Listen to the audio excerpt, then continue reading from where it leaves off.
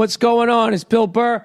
And it's time for the Thursday afternoon, just before Friday, Monday morning podcast. And I'm checking in on you, although the way I was just coughing, you should be checking in on me. What are you thinking? Hey, was you smoking a bunch of cigars there, Bill? No, I'm not. I was I got a little sick. I got a little sick, but not and tired. I just got a little sick. I just wrapped on my General Hospital, my 72 episode arc on General Hospital. 12-hour days, 6 days a week, and we knocked it out. And I actually got to see a sneak peek of obviously it's not General Hospital. I got to see the sneak peek of this thing that I'm going to be a small part of, as always. I always paratroop into things that are really cool. I'm never the main guy. All right? That's not the road for me. You know? I'm a bald, redheaded male. Okay? I know the deal. I'm in the background. I get it. All right? You know, you don't see me complaining like some of these fat chicks out here in Hawaii. I almost said Hawaii. Out here in Hollywood. Like, oh, how come I'm not starring in a fucking movie? Because you look like me with a dress. That's why. Okay? And people invest money and they want to make it back. Okay? So at some point, you're going to have to deal with the fact that, you know, you're in the van, man. All right? You're not picking the fucking safe. The lock on the safe. Anyways, we wrapped on it. I had a great time. I took some chances as an actor. I learned some things. I learned what I always learn whenever I go on a shoot like that. Just the sheer amount of fucking work. How hard everybody works on those things. And it just kills me whenever these politicians run for office. Who do they talk about? Do they talk about people busting their asses like people who fucking write scripts and people who got to figure out how to then, you know, fucking shoot the thing and all these different looks? And they talk about Joe Sixpack. Joe Sixpack fucking putting his pants on one leg at a fucking time. He's got time to go drink a fucking six-pack. You know? Some fucking dope just driving around in a I don't know what, in a fucking ice cream truck. He's getting more love from the next potential president of the United States than somebody who's got to stand there holding a fucking microphone over some bald jackass like me for 12 hours a day. I don't know. I think these politicians are wrong. Maybe if all these fucking Hollywood people would quit shitting on half of them, maybe the hardworking people in the movie industry would get a little more love. That's I'm just thinking out loud here, people. Anyways, I had a fucking awesome time. And I got to work with some amazing actors and, you know, just great storytellers and all that. And I had a great fucking time. Having said that, I'm old and I'm exhausted. All right? And I got to jump on a red eye tonight to go out, fly direct to fucking Atlantic City because I'm doing a gig at the Borgata tomorrow night. All right? I'm taking off my acting hat and I'm putting on my stand-up shirt. Anyway, speaking of shirts, did anybody see that stupid sweater Gucci made? I'm getting all my news from Twitter, by the way. I've just given into the fact that I'm not going to be an informed person. All right? You're listening to the wrong Bill, okay? You want to listen to Bill Maher. If you want to listen to somebody who knows what the fuck is going on, okay? You want to listen to that Bill, all right? You want to listen to some shithead who reads hashtags and whatnot. You're listening to the right podcast. All right, Gucci sweater. One of these fucking idiots, right, goes out and he designs this he or she, all right? It was either some dumb guy or a strong, brave woman. Is that how you're supposed to say it politically? Designed a turtleneck that was black that you, for whatever stupid fucking reason, you pulled up over, like right up underneath your nose, and then your mouth came through it, and then there was these big red lips around it. So, if you've seen the picture, just Google a picture of it, all right? African-American people, you know, not all of them. I don't even know how many. I didn't take a fucking census. Start going, Jesus Christ, can we stop with the fucking blackface? This is offensive, you know? They said the sweater looked like it was blackface, and they immediately made it about themselves rather than the real issue, which was that it was an unbelievably ridiculous and ugly fucking turtleneck sweater. That's all it was. It was an ugly turtleneck sweater. You know, and I don't want to get involved in a racial debate here, but as a privileged white male, I want you to know that I was triggered by the fact that all those black people ignored the fact that there was also half a white face behind that turtleneck, okay? And how do you think I felt to not feel represented in that sweater scandal? Isn't it fucking amazing the shit that just somehow gets traction on social media? You know, what about the fucking 8-year-old, you know, who usually goes to bed at 3 a.m. after sewing those fucking things together in some sweatshop? Now he had to stick around for an extra half hour to sew the extra fucking thread to make sure it went up and over your mouth, right? And then what happens? Everybody in the first world country makes it all about themselves, and everybody forgets about that little fucking kid there, right? Little fucking Joe six-pack, right? I don't know. My wife is really into fashion. So much of it is just ugly shit, you know, and then they just have some beautiful woman walk down the runway like looking confident, you know? But that one, I swear to God, that was like something out of the Muppets. Wasn't it? It was like the Dumb Donald fucking... No, Dumb Donald had a hat pulled down over his fucking... I used to know all the fucking Cosby kids. It was Weird Harold. One of them had a sweater yanked up over its face, right? It's a cartoon, right? Hold on a second. Fat Albert kids. All right, who were they? Let's see. What did you have? Images. There was one. Was it Weird Harold? No. Didn't one of them? No, I guess they didn't. There was Russell, Rudy, Bucky, Bill, Dumb Donald, Weird Harold. Who was the last one? Mushmouth. One of those fucking cartoons had somebody with a thing yanked up over its face. I don't fucking remember. Anyways, that was a big scandal, everybody. It was a big fucking scandal, you know? But thank God people spoke out, and those sweaters will not be mass-produced. So whatever ones that they have will now be thrown into the ocean, and we'll let the porpoises and dolphins deal with it, you know? I mean, it could have kept the lower half of a lot of people's faces warm. You know, they easily could have dyed it, you know? Made it a different color, then what? Then you get Asians and Native Americans start fucking complaining. It's just a bad idea. I think that's what we learned this week, you know? You can't get mad at somebody for trying. I mean, it was a turtleneck sweater. What the fuck can you do with it? Can you lower it a little bit? It's already been done. Mock turtleneck sweater. What do we do? Well, let's keep it going. What do you think? Underneath the mouth? No, right up and over it. That looks weird. I'll put some fucking lips on it.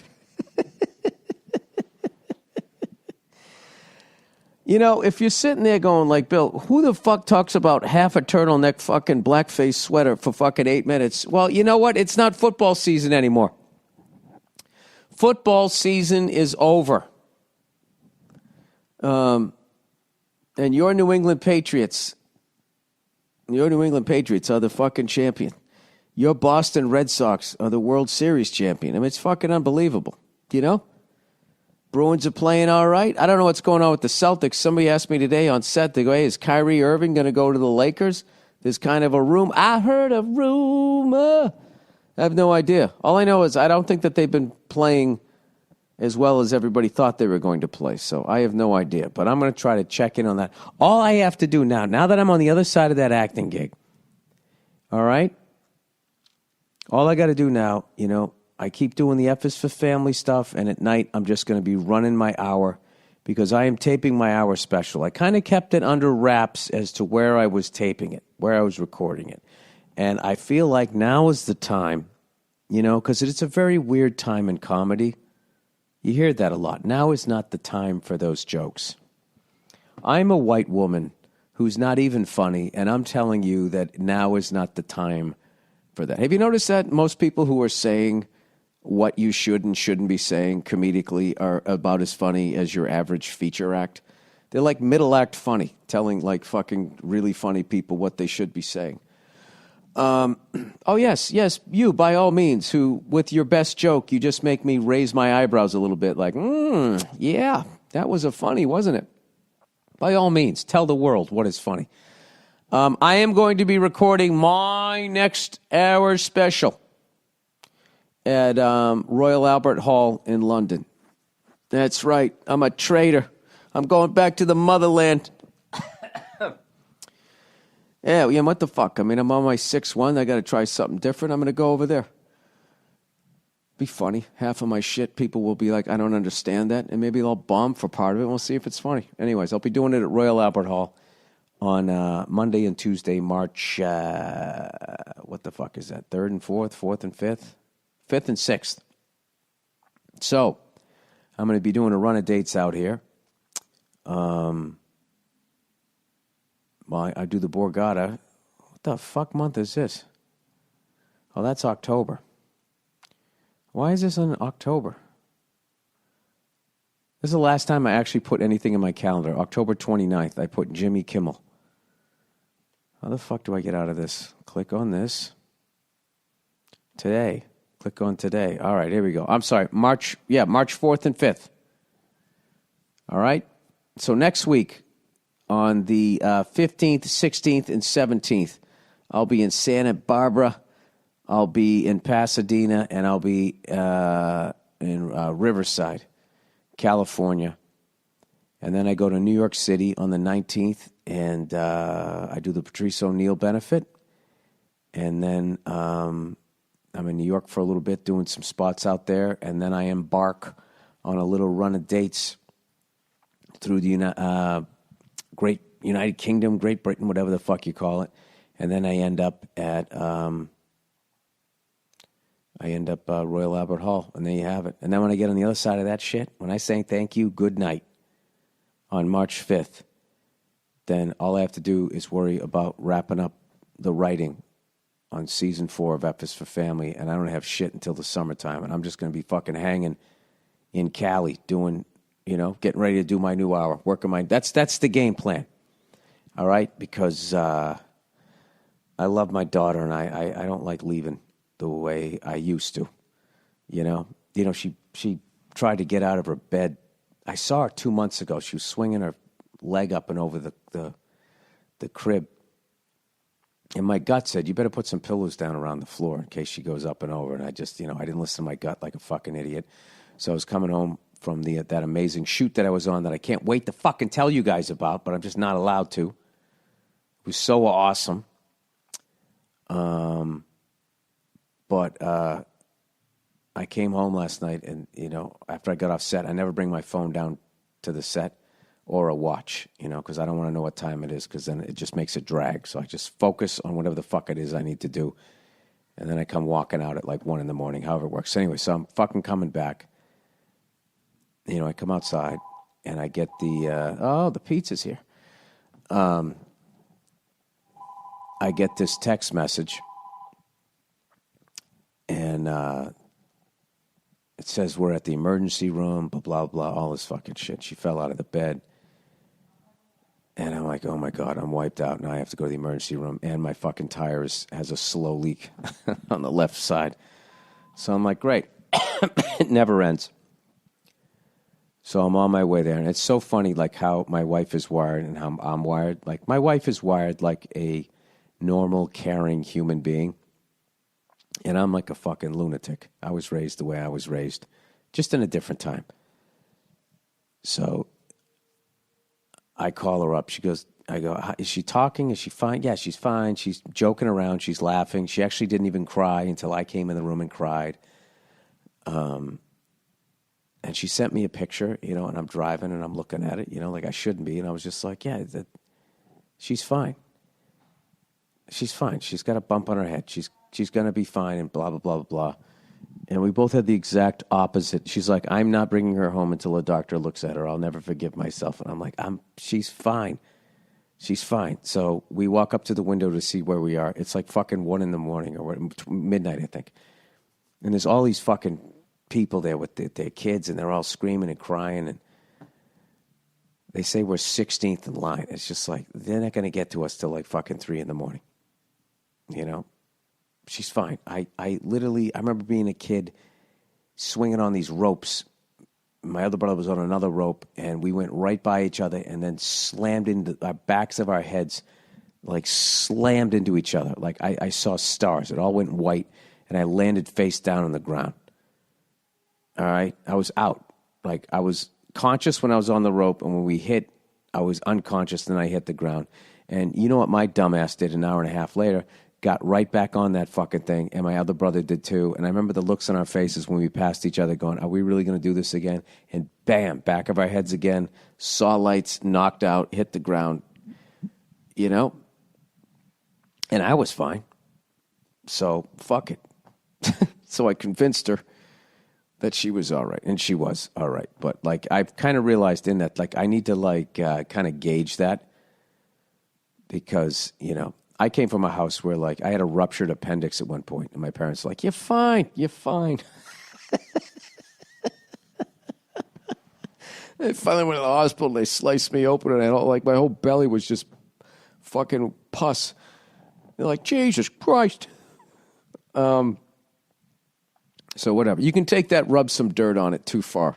And then you can go the other way, where every time somebody has the fucking sniffles, you take them down to the goddamn hospital, you know what I mean? But I think my wife was right to take her down there. But she was okay. And she woke up today, and that knot on her head was a lot smaller. And, you know, every kid has to have their black eye picture. You know what I mean? Something that you did. So it was cool. And I was so proud of her that she didn't cry. And she's a little toughie. You know, she's a little badass. So anyways, you know, she's talking up a storm. And I got my little book, and I try to keep up on all the things that she says, you know. What's funny now is they have a park nearby, and like once a year, this little carnival thing comes by, and they have like little pony rides and stuff.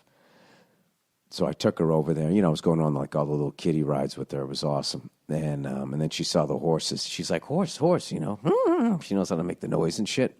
And they had the little pony rides. Like, you want to ride the horse? She goes, yeah, ride horse. She was all about it, right? And then paid the ticket, and I'm going in. I was like, wow, man, she's so brave, you know? She's so brave, right? And she was all about it. And right as I went to put her down on it, because they're going to put you down, and then they like put this little safety harness, and then you as the parent walk along with it, right? I went to set her down, and the second I started to set her down, she's going, no horse. So I immediately got her out of there because I didn't want to have her to have issues with horses. Speaking of horses, one of the actors that I worked with, all of this shit I'm not allowed to say, knows a thing or two about horses. And I somehow asked him, what is that rode hard and put up wet? What does that expression mean? Or, there's a couple of different ways to say it, but that's basically it. Rode hard and put up wet. And he goes, that's actually talking about horses. And it's kind of you insult somebody like, Jesus Christ, that guy looks rode hard and put up wet. And it basically was, I guess, if you ride a horse hard enough that it's breathing hard and it's sweating, and you just were to then just walk it into a barn, I guess they get like these stomach cramps or something. They call it colic or something. And they literally lay down on the ground and they flip around, or I don't know what happens. Something gets twisted up and they just fucking die. So what you have to do is, after you rode them hard, is you have to walk a horse around until it slowly cools back down again, so it doesn't get those cramps. And if you put it in too early and it lays down, you got to fucking get that thing back up or it's going to die or whatever, you know. Fucking horses, man, they're really temperamental. So I had no idea about that shit. So, these are the things that you learn about while you're sitting there. I learned all of this shit. I learned about, there was an old school guy there telling me about different actors and how much land they owned out here. Like this actor went out and he bought from this street to this street, which would, if somebody went to buy that same parcel of land today out here in LA, like it'd be $1 billion or something. And the person bought it for like $5,000. And then for the rest of their acting career, they just sort of slowly sold it off and made all this money. It's fucking like, LA is one of the most amazing, like, historic cities. If you can somehow find out what the fuck happened. Because God knows it's not in any books. Because they don't give a shit out here. They just fucking pave shit over. It's one of the shadiest goddamn places. It's awesome. I fucking love it. But it is so fucking shady. With, we used to have streetcars and trolleys and all of this fucking shit. And then one day, allegedly this group of people got together, that was allegedly the automakers and the Goodyear tire people got together and they bought up the trains and the trolleys and they just ripped up all the fucking tracks and turned it into this fucking mess that it is now. Now you got Elon Musk digging underneath the fucking... he's already dug this tunnel underneath L.A., and the people that live in Beverly Hills are so fucking rich, they stopped Elon Musk, who's powerful enough to just start drilling underneath the fucking city. And they're powerful enough to be like, we do not want those commoners taking public transportation under... Because they know what's going to happen is eventually there is going to be a subway stop in Beverly Hills, and they're like, oh, no. Oh, no. We have not worked this fucking hard in our lives to keep these fucking... to get away from these fucking people. To have them then just get on some magic carpet ride underneath the fucking surface of the earth. Tesla style. 0 to 60 in 1 point something seconds. Fuck you. You're not doing it, right? So they stopped it. It's fucking, you can't do shit in Beverly Hills. They're like, fuck you. They're like their own city. They do whatever the fuck they want to do, they fucking do it. Where I live, it's just like, hey, we like that. Fuck you. Bulldozers come in. Anyways, I got a bunch of ad reads I got to do here, so let's see if I can fucking knock these out here. Oh, Indochino. Talk about how every man looks better and feels more confident when he puts on a suit. Well, yeah, everybody does, because you're dressing up, and if you're fat, the sport coat really hides a lot of pounds to a certain point. You know what I mean? If you look fat in a suit, you just got to get on the goddamn treadmill. And this is just tough love. Okay? Lay off the Sherry's berries. Okay? Start crushing the waters, eating some salads. You know what the fuck to do. It's going to melt right off you. That's it, because I got to tell you, with global warming, these fucking polar bears are going to start migrating south, and, they're used to eating fat seals, so who the fuck you think they're going after first? All right? And, yeah, your big thighs rubbing together as you're running in your fucking slacks. Indochino is the world's most exciting made-to-measure menswear company. They make suits and shirts to your exact measurements for an unparalleled fit and comfort. Here's how it works. Visit a stylist at our showroom and have them take your measurements personally, or measure at home yourself. Shop online at Indochino.com. Choose your fabric inside and out. Choose your design, customization. Submit your measurements with your choices. Relax while your suit gets professionally tailored and mailed to you in a couple of weeks. This week, my listeners can get any premium. You know what they don't make anymore? Those really shiny fucking suits?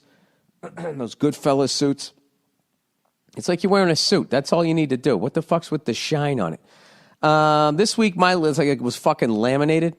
This week, my listeners can get any premium Indochino suit for $359. That's Indochino.com when entering Burr at checkout.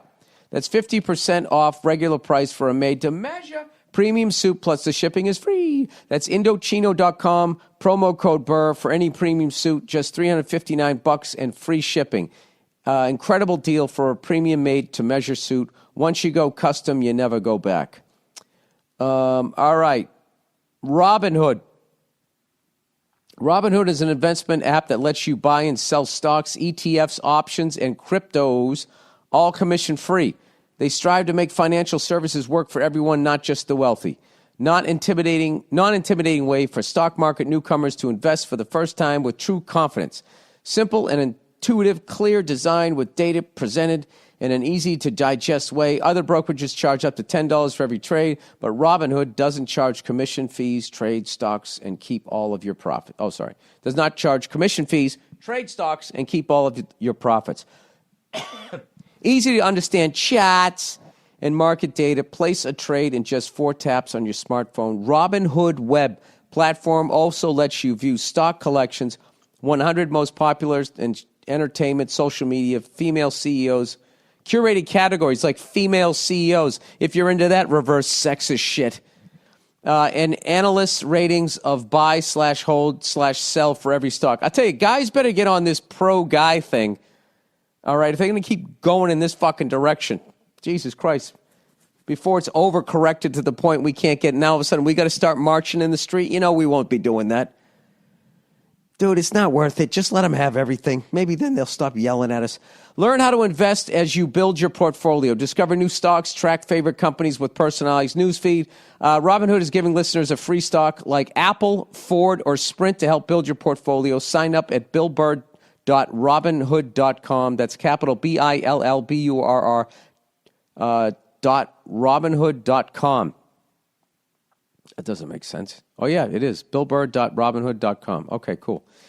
I was thinking, by the way, I didn't gloat about the Patriots winning the Super Bowl because I still can't believe they fucking did it. But it does make me feel good, after all the shit Giant fans gave me, that the New England Patriots now have more fucking... Tom Brady has more fucking rings than the Giants and the Jets combined, and the Buffalo Bills. There are 3 NFL teams in the state of New York, and Tom Brady alone has won more Super Bowls than those 3 teams in their entire fucking existence. So I'll take those 2 losses. Oh, boo-hoo, we only went 6-3. Sorry, just giving fellow Patriots fans some fucking ammo. All right, 1-800-FLOWERS. By now, most of us have started racking our brains about what Valentine's gift is truly going to make her day special. It just blows my mind that there's nothing in here about guys. And all these fucking women do is bitch. How come I can't announce on Monday Night Football? I don't know, because you have your own fucking holiday? Isn't that enough for you? With 1-800-Flowers.com, it's really not that complicated. Roses from 1-800-Flowers are a no-brainer. Right now, when you order early, 1-800-Flowers has amazing deals on vibrant and romantic Valentine's roses, bouquets, and arrangements, and more. Starting at just $30, $29.99. There are so many unbelievable deals. Hurry to 1-800-Flowers. Now, roses from 1-800-Flowers are picked at their peak, and shipped overnight to ensure freshness and her amazement? To ensure freshness and her amazement. That's a weird sentence. Gorgeous Valentine's bouquets and arrangements starting at $29.99 is an amazing deal, but it won't last long. Bouquet prices will be going up soon, so take advantage today. Pick your delivery date and let 1-800-Flowers handle the rest. When it comes to Valentine's, you don't settle for anything less than Rose Authority. 1-800-Flowers.com. To order Valentine's Day bouquets, arrangements, and more, starting at $29.99, go to 1-800-Flowers.com, click on the radio icon, and enter Burr, B-U-R-R, order and save at 1-800-Flowers.com, code Burr. How much do they cost? $29.99. All right, let's look up Steak and a Blowjob Day. I always heard that fucking exists. Is that an actual day? Steak and a blowjob. God knows a progressive male will take a veggie sandwich and a fucking hand job. Let's see here. Steak and a Blowjob. All right, Steak and a Blowjob Day. Steak and a Blowjob Day is a satirical holiday created in the United States as a male response to Valentine's Day and celebrated a month later on March 14th. On the day, women are purported to supposedly to cook a filet steak. Baha! Oh, yeah, good luck getting any woman under the age of fucking 50 to do that. Do women know how to cook anymore? I mean, I think they do it for themselves and perform fellatio on a man in response to postcards, chocolate, and flowers given by men on Valentine's Day. The observance has no official status, of course, being a popular internet meme rather than an actual holiday, but various souvenirs, and video clips have been produced about it. It was conceived in 2002 by DJ Tom Birdsey on WFNX radio. That's in Boston. It has been suggested that steak and a blowjob day is a backlash against the feminist movement. It has nothing to do with the feminist movement. It has to do with why the fuck are we celebrating? Why do I only have to buy shit to celebrate that we're together? Anyways, who's coming in? My little toughie? Hey! Hey, Nia. Just to let you know, do you know when the official steak and a BJ day is? When is that? March 14th. All right. I'll put it in my calendar. Beautiful. Just like that. See that? I didn't have to say anything about feminism, did I? Hi, gorgeous. Look at you. You look like it's week 2 of the playoffs. Sherry's Berries, Nia. Talk about your plans for Valentine's Day this year. What would you do if you weren't procrastinating? I'm not procrastinating. I already have a reservation that my wife made. We're going to go out and we're going to have something to eat. Share a personal Valentine's Day story. All right. I always tell this story. One time I was dating this woman and I didn't know what to get her. It was like my first girlfriend, and I went to the mall and they had these polo shirts that were on sale, so I bought 3 of them for her, like golf shirts. That's what I bought a female. And she opened them up. She was all excited, and she opened them up, and she just went like, what is this? Who would buy these? And she got so mad at me. She started yelling at me, and I was so embarrassed that I literally sat down on the bed like a scolded child and let her yell at me for like 3 minutes before I finally got enough self-esteem to tell her to go to hell. And then she tried to backpedal that she actually appreciated the fact that I went and I got her a gift. Like, it's just like, sweetheart, you're not buying me anything. I know this gift stinks, but it's the thought that counts, right? Isn't that what it is? No, it's the thought, the shininess, and how much you spent. Was it at least 3 different colors? Yeah. 3 different color polo shirts. They were ugly. She was right. She was right. What do you do to look good on Valentine's Day? Well, I get a spray tan for one. I put on some MeUndies, from the Greg Louganis line. I get a spray on, like stubble on top of my head, put on a cummerbund, and then I'm out the door. Never go wrong with signature dipped Valentine's strawberries, dipped in milk, dark or white chocolate goodness for any discernible palate. That's very progressive, Nia. Notice the white chocolate was last. Okay? Although milk, light skin, there's still a little prejudice there. Chocolate is not light skinned. It's light skinned, it. No, it's not. What do you mean? It's not light skinned. The color of it? A toffee would be considered light skinned if you're going to try to make race out of Come here. chocolates or candy. Can I ask you a question here? Were you offended by that Gucci half a blackface sweater? Yeah. The whole thing was just very strange to me. Didn't you think it was a tribute to Half Moon Cookies? I did not think that at all. No, I didn't think that at all. You can't. It was black half a face. It was half blackface. Black half face. But I felt triggered as a white man that they didn't recognize the half a white face that was there. Did you? Yes. We'll work on that. Yes, I'm sure they will. Anyways, dipped in milk, dark, or white chocolate goodness for any discerning palate. She'll fall in love with every bite. Topped with decadent toppings, chocolate chips, heart, and glitter sparkles. Perfect companion to a candlelit dinner, a bouquet of flowers, or a night out in the town. Arrive with 100% Sherry's. Can you say Sherry's Berries? Sherry's Berries. There you go. Guarantee ships anywhere nationally. Give sweet somethings to your long-distance love. Valentine's Day is right around the corner. I got you a little Valentine's Day card. You're my buddy. I got to buy 2 now. I got 2 little girlfriends here. Go to berries.com, click on the microphone, and enter my code, BURR, at checkout. That's BERRIESDOTCOM. Berries.com, click on the microphone, and enter the code Burr. Order today. Oh, my God, I still have one more read here. Lastly, but not leastly, old Zip. Recruiter. She almost did it. You say recruiter?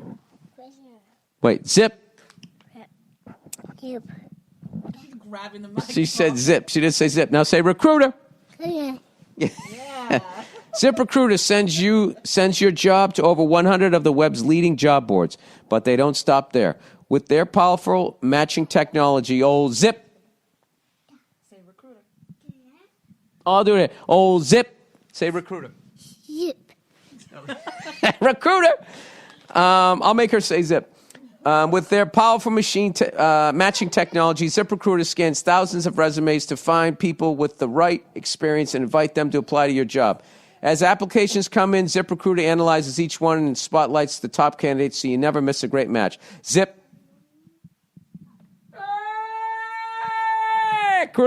is so effective that 80% of employees who post on, say Zip, Zip. Recruiter, get quality candidates through their site the first day. And right now, my listeners can try. Say Zip. Say Zip. Say Zip. Say it. Say Zip. Zip. Recruiter. And right now, my listeners can try ZipRecruiter for free at this exclusive web address, ZipRecruiter.com/Burr. That's ZipRecruiter.com/Burr. One more time. Say Zip. Zip. Recruiter. That's ZipRecruiter, the smartest way to hire. All right, listen to this lovely music here. And then we have another half hour bonus material from a Thursday afternoon just before Friday. Monday morning podcast to go by. Thank you to everybody that I worked with over the last 2 weeks on this acting gig. Thank you to everybody who gave me the opportunity. I had an unbelievably awesome time. And I can't wait for you guys to see it. And I can't wait for you to tell you what it is. And when I do, you're going to be like, oh my God, no you didn't. And I'm going to be like, yes, I effing did. I'll talk to you later.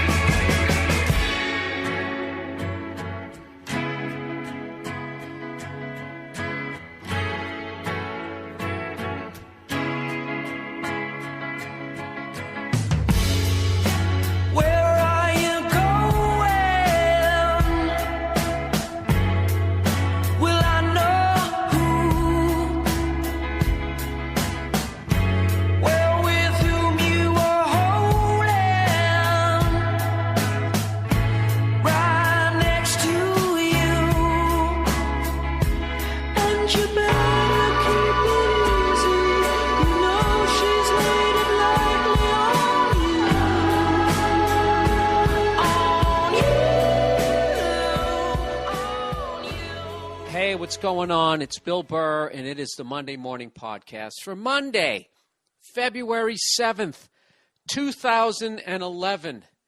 7 days into February. I'm actually doing this Sunday night, which is why all you motherfuckers in Europe actually got this fucking podcast on Monday morning. And everyone across the states got it Monday morning.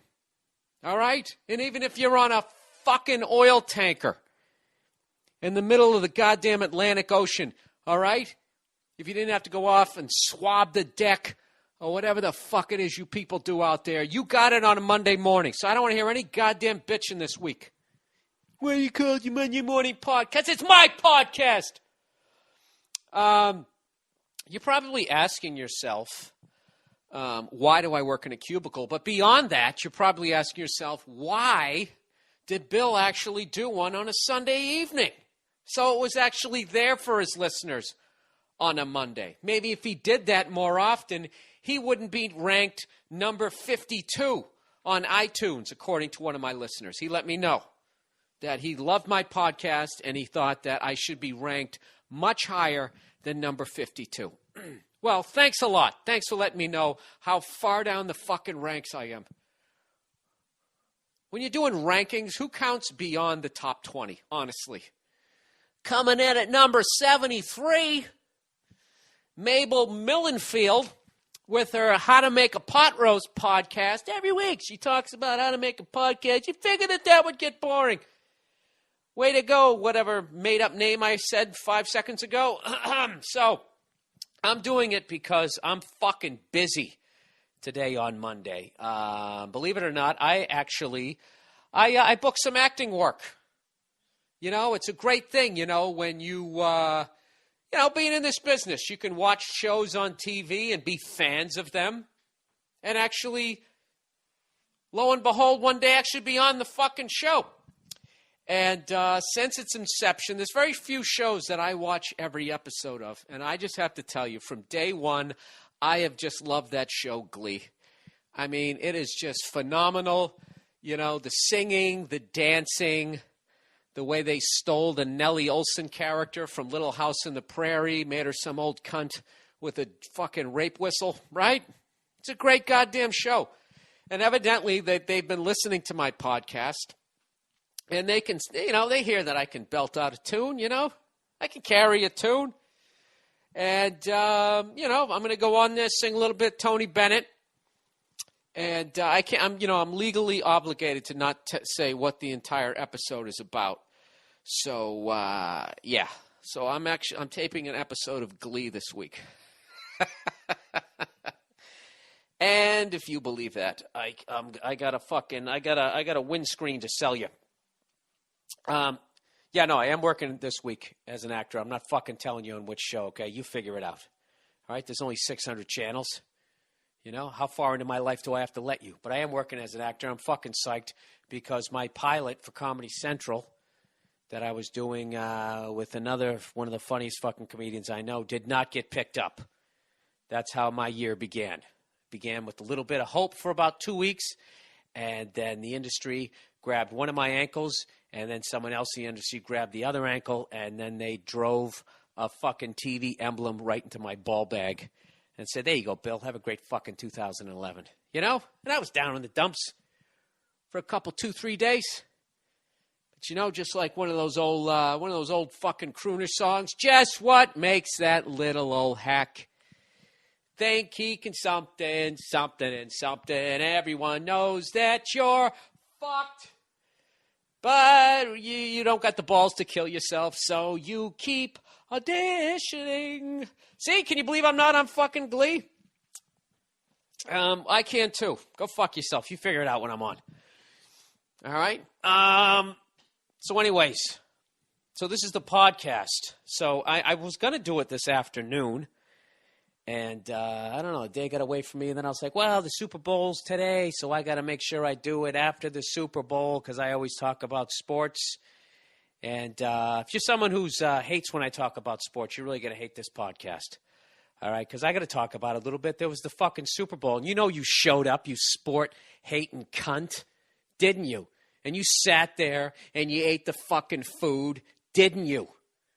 And you ran your mouth during the fucking game, and then you shut up during the commercials, right? And then you gabbed with all the chicks afterwards. I thought that was a good one. Can you believe they pay $9 zillion a second? Right? So shut your face. People who say they hate fucking sports still show up to Super Bowl parties, all right? If you do that, you're a punk. All right? When I say I hate Sex in the City, I don't show up for the season finale. I don't go to the movie theater. That's what I should do when they make another one of those horrific movies, right? Do you know I heard most of the budgets of those movies is actually dyeing the pubes of the women who play those girls?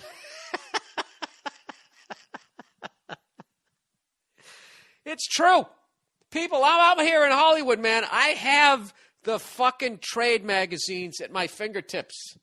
I know people who are on television. You get the inside information here. I can't believe I'm ranked 52 with some of these gems that I'm giving you this week. It really boggles my mind. I'm going to say I'm going to crack the top 50 this week. I'm going to get to number 49.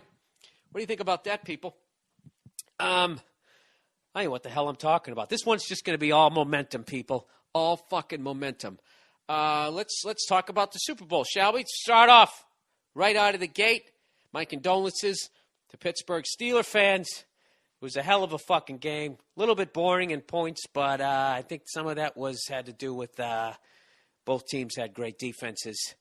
And the fact that Ben Roethlisberger was wearing one sneaker and one moon boot, or was that an UGG? I don't know what happened. I don't know what happened to that guy, but I didn't realize that he was so fucked up before the goddamn game. But my condolences and congratulations to the Green Bay Packers. Ladies and gentlemen, their 4th Super Bowl championship. Okay? Combining that with 9 NFL titles. All right? And 3 league titles, giving them an overall total of 16 titles. All right?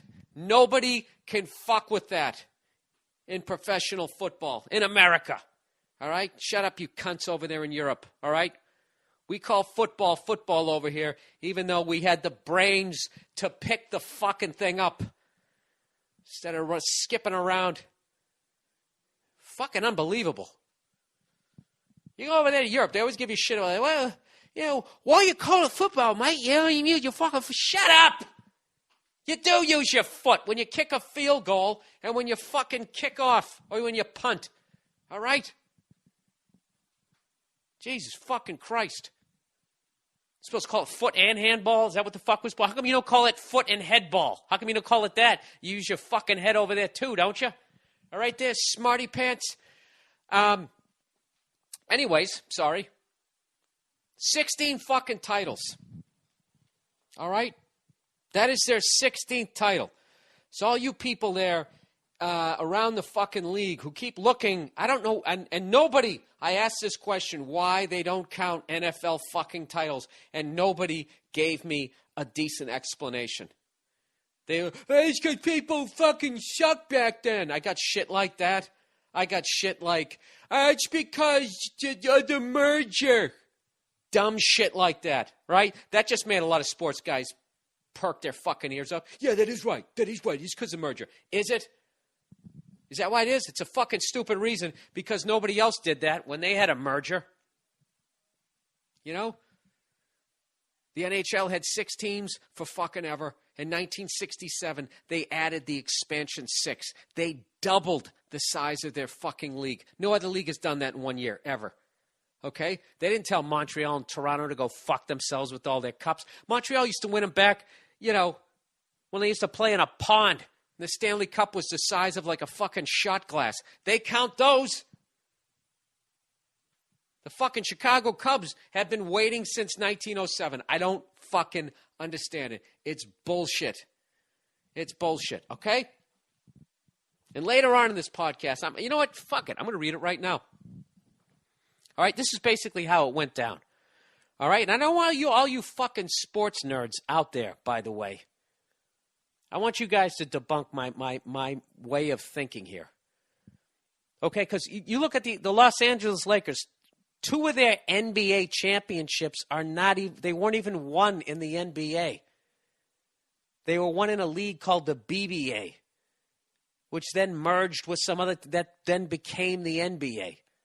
I mean, you want to talk about padding your fucking stats. If the Lakers can get away with that shit and act like they're 1 title away from the fucking Celtics, if they can get away with that horse shit, with that hanky that they put up with 5 fucking titles on it, right? It's funny, every other championship banner they have hanging on their wall, it just says, NBA champion 1980, NBA champion 1985, right? They just have it's its own flag.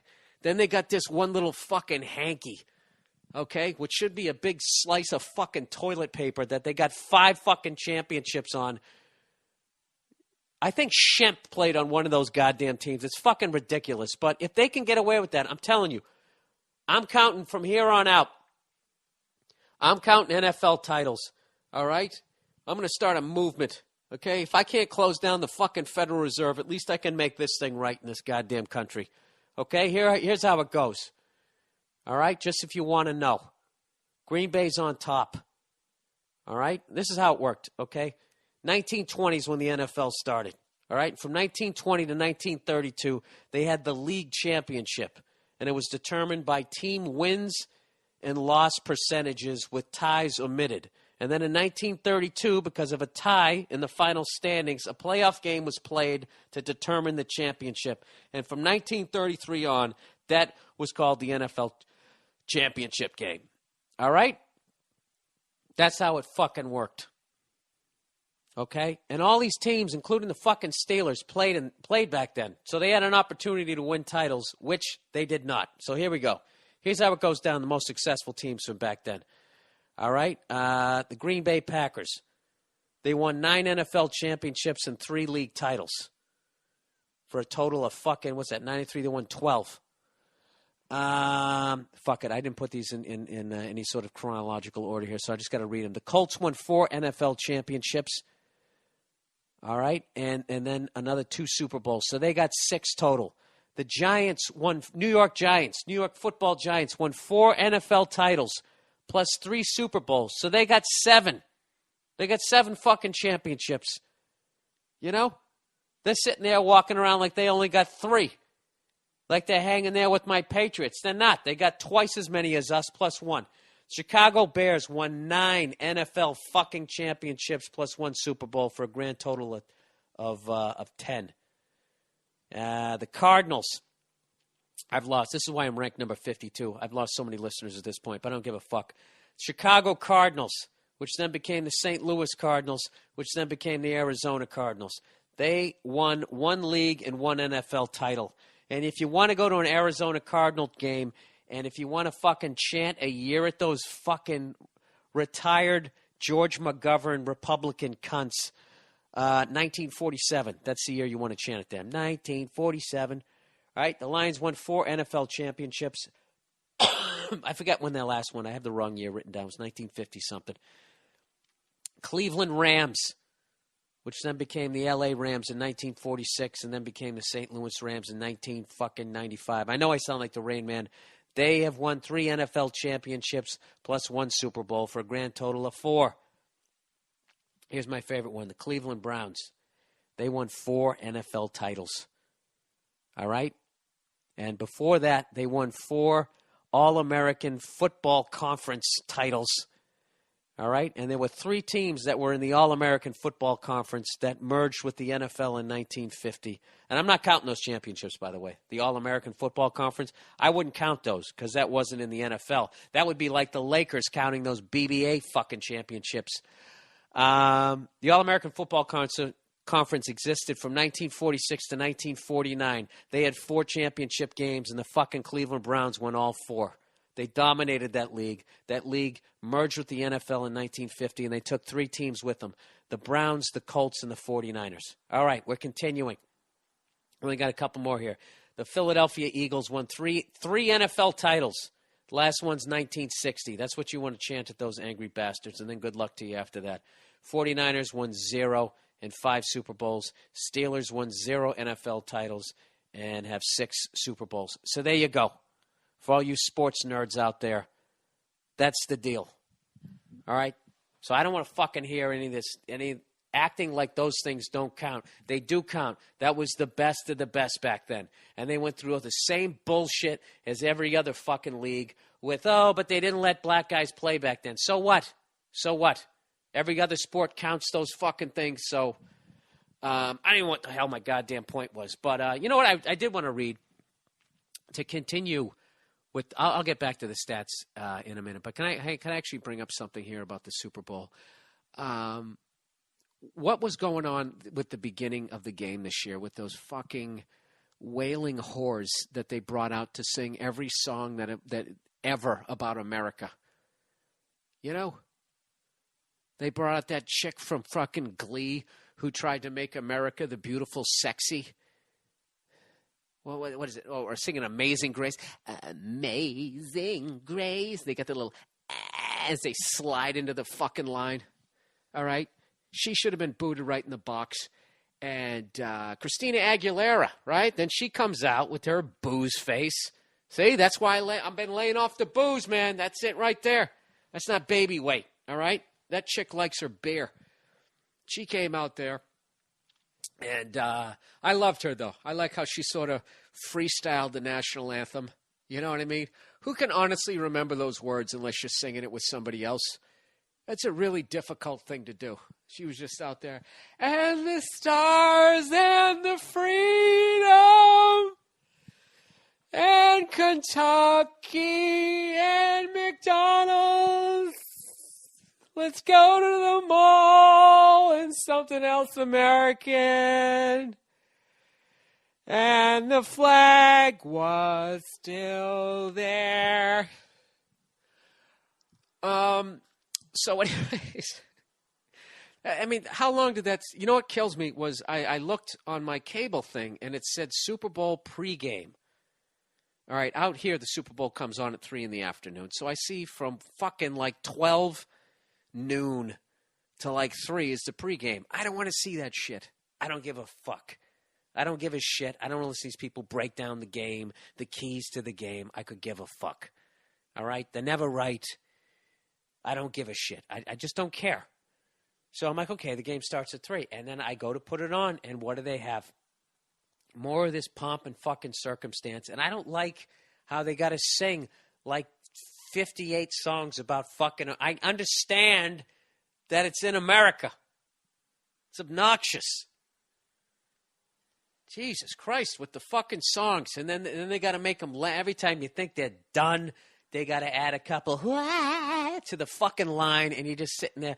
I don't get it. It's the most important game of the NFL season, and they just drag out one douchebag after another. It has nothing to do with the game. And by the time the game starts, it's like I don't even give a shit. You know? But at least Deion Sanders dressed up for the game. Jesus Christ, man.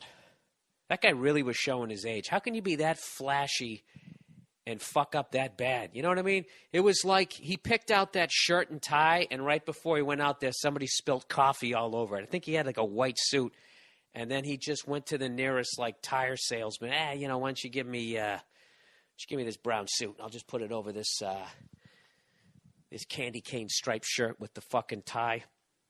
Anyways, let me get to some stats from the past fucking week here. I actually took the Steelers in the over just because I knew everyone was going to pick the Packers in the under. I didn't even know what the fuck it was. I lost $25. That was my big thing. You know what? This is the first time the fucking podcast officially hit a goddamn speed bump here. All right, Bill.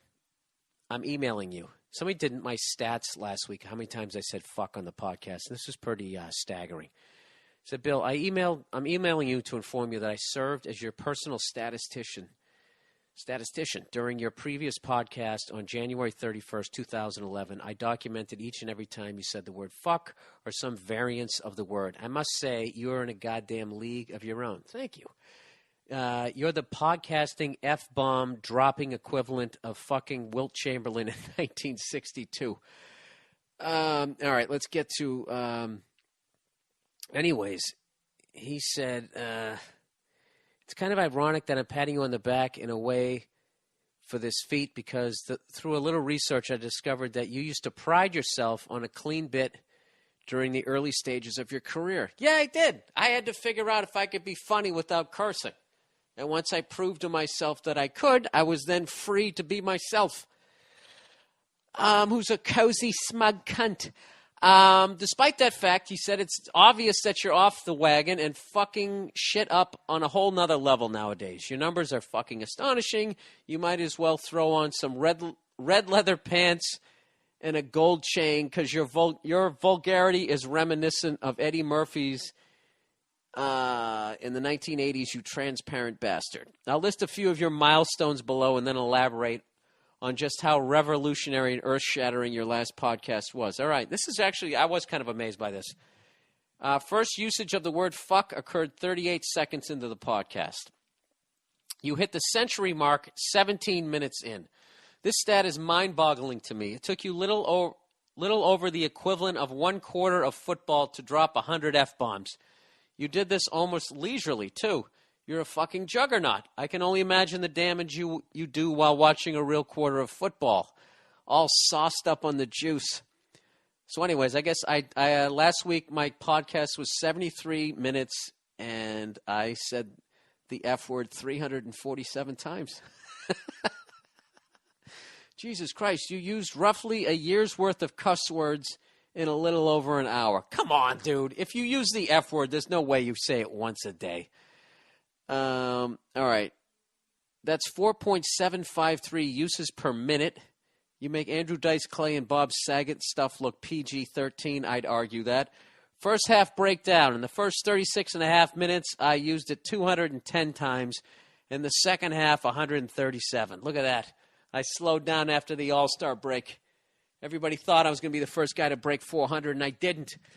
So this guy actually made a graph of it. First of all, if I can figure out how to download this, I downloaded it. I can't find it in my computer. He has the marker next to the Sharpie with his headphones and all, like he's counting off days in prison, 345 little slashes there in groups of 5. And then he compared me to some of the most vulgar movies of all time. Uses per minute, I beat out Casino, Martin Lawrence Live, Goodfellas, Menace to Society, Eddie Murphy Delirious, The Big Lebowski, and Pulp Fiction. And then total count of movies, I came in second behind Casino. But in my defense, that's like a 2-hour movie, so fuck them. There you go. Is that enough stats for you in the first 20 minutes? Jesus Christ, it's going to be ranked like 700th at this point. So anyways, what the hell was my week like? I got over my road AIDS, just to let you guys know. I got over it. I don't know. It just kept getting worse till like Friday. And it's all because I forgot my vitamins. I told you guys I booked some acting work, right, for tomorrow. So what do? I'm getting ready for the Super Bowl, okay? My Patriots got beaten by the Jets, so I don't give a shit. I know I said I wouldn't trash Rex Ryan, but for some reason I couldn't resist, and I had to watch his post-game loss to the Steelers speech. And it just, it just drove me nuts. He was like, a lot of people are going to want to criticize us, and they can, but, they don't have any right. Why don't they have a right? He's like, this team's been through a lot. Yeah, you created most of it with your shit talking. You shit talked the whole fucking year, and you said you were going to win the Super Bowl. You wrote it on the side of the bus, and you didn't. Why do you feel people don't have a right to give you shit at that point? It's fucking annoying. And next year, I'm going to have the same. It's going to be the same. I'll have the same goal. You know what I hate about that cunt is one year he's finally going to win it and be like, dude, what'd I say? You know what you said, Rex? The same thing you say every fucking day. So stop acting like you called it. I can't stand that shit. That drives me nuts. When you're fucking wrong, just be a man about it. Be like, yeah, I talked a lot of shit this year and I was fucking wrong, so I'm here to take my medicine. Such a fucking fat bitch.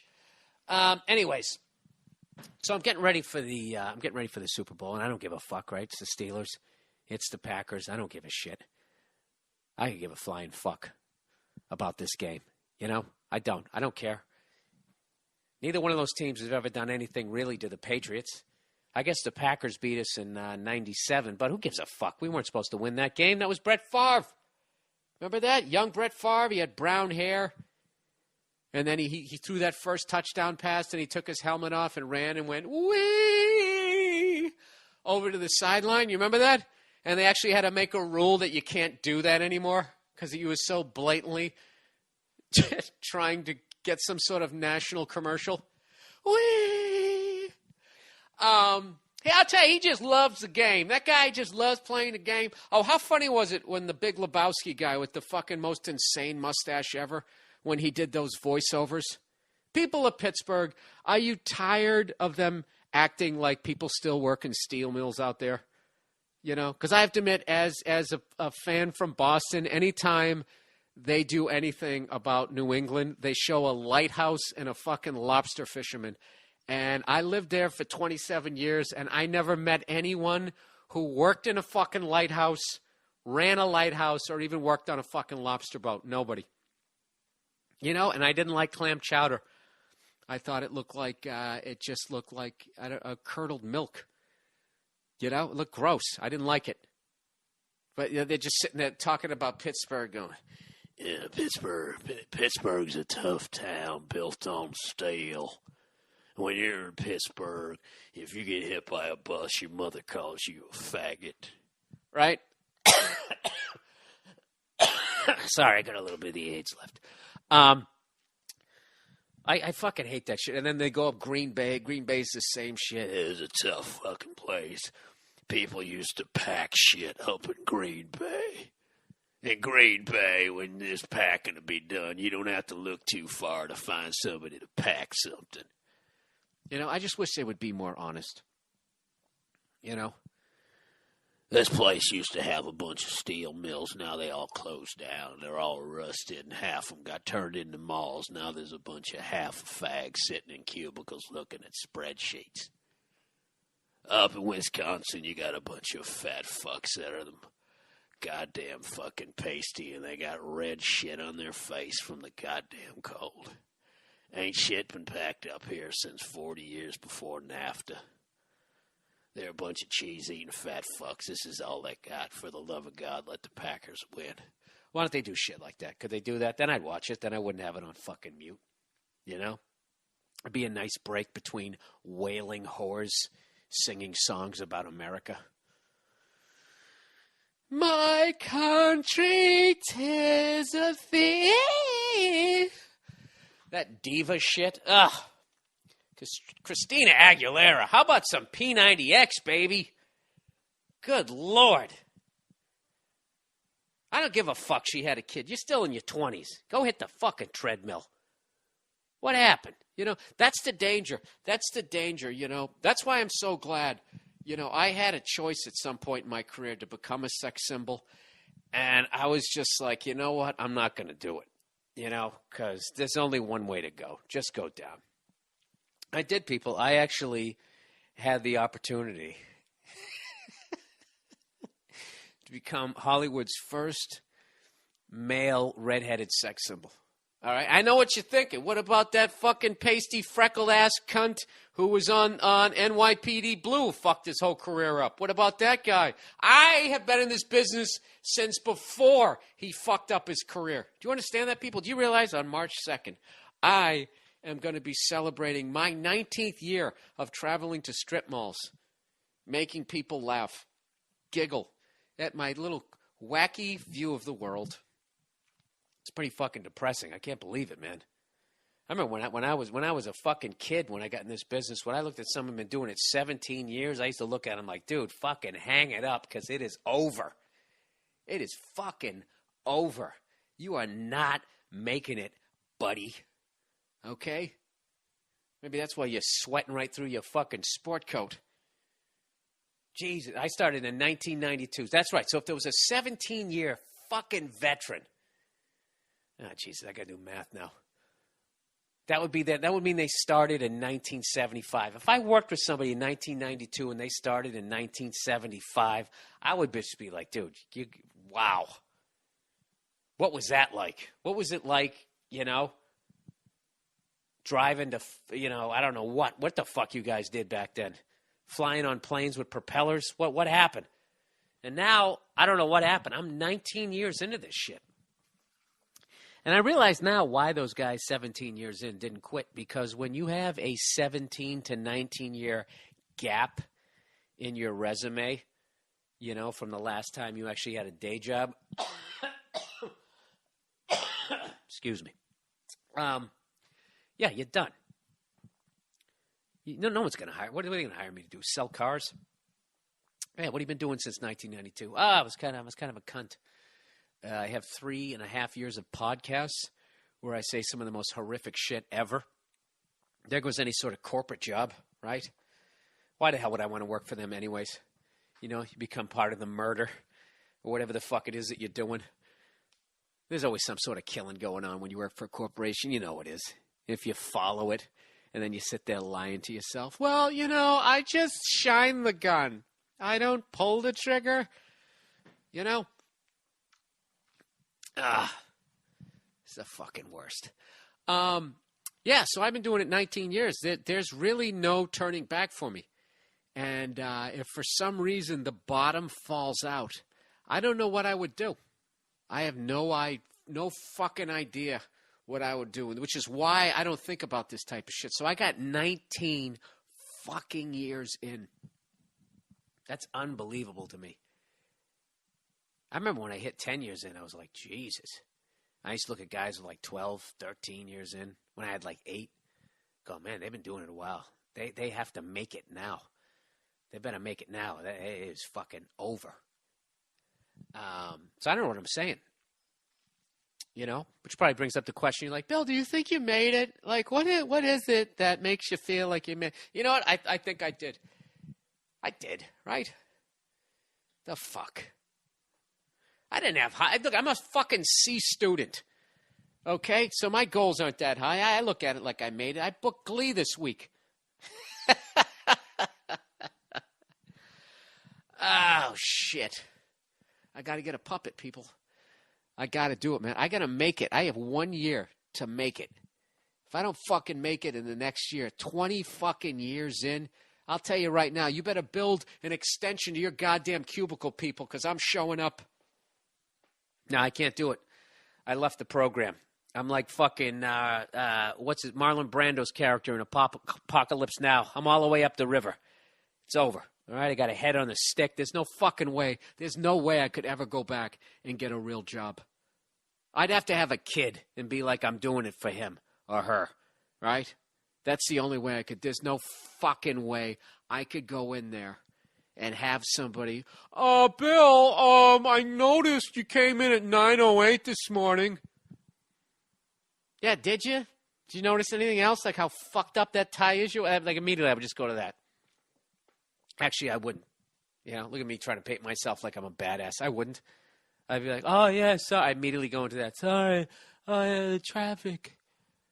And, you know, just become that guy and hate myself and take it out on some sweet lady who worked next to me who's been with the company for 25 years, you know. She's never missed a day. Yeah, it's because she's stealing from the company, you dumb fucks. She's too afraid to take a day off. You ever think about that? All right, let's get to some topics here. So once again, congratulations to the Green Bay Packers, all right? Up there in Green Bay. When you live off one of the Great Lakes, you better take your dick and wrap it around your balls, because there ain't no room for pussies. Sorry. I better save my voice. See, this is the type of self-sabotage that's been part of my career for the last 19 years. I do shit like this. You know what? I should just be thinking to myself and say, fuck you guys, and the 52nd ranked podcast on iTunes. I should be resting up on my voice. That's what I should be fucking doing, but I'm not. I'm not. This is what I, you know. I don't know why. I just I thought, this is my thought I had. So I'm getting ready to go to the Super Bowl, right? I don't give a fuck about either team. And so I'm going to go make a couple of burgers. So I've been using this natural goddamn charcoal, which is great. Doesn't have that chemical shit on it, you know?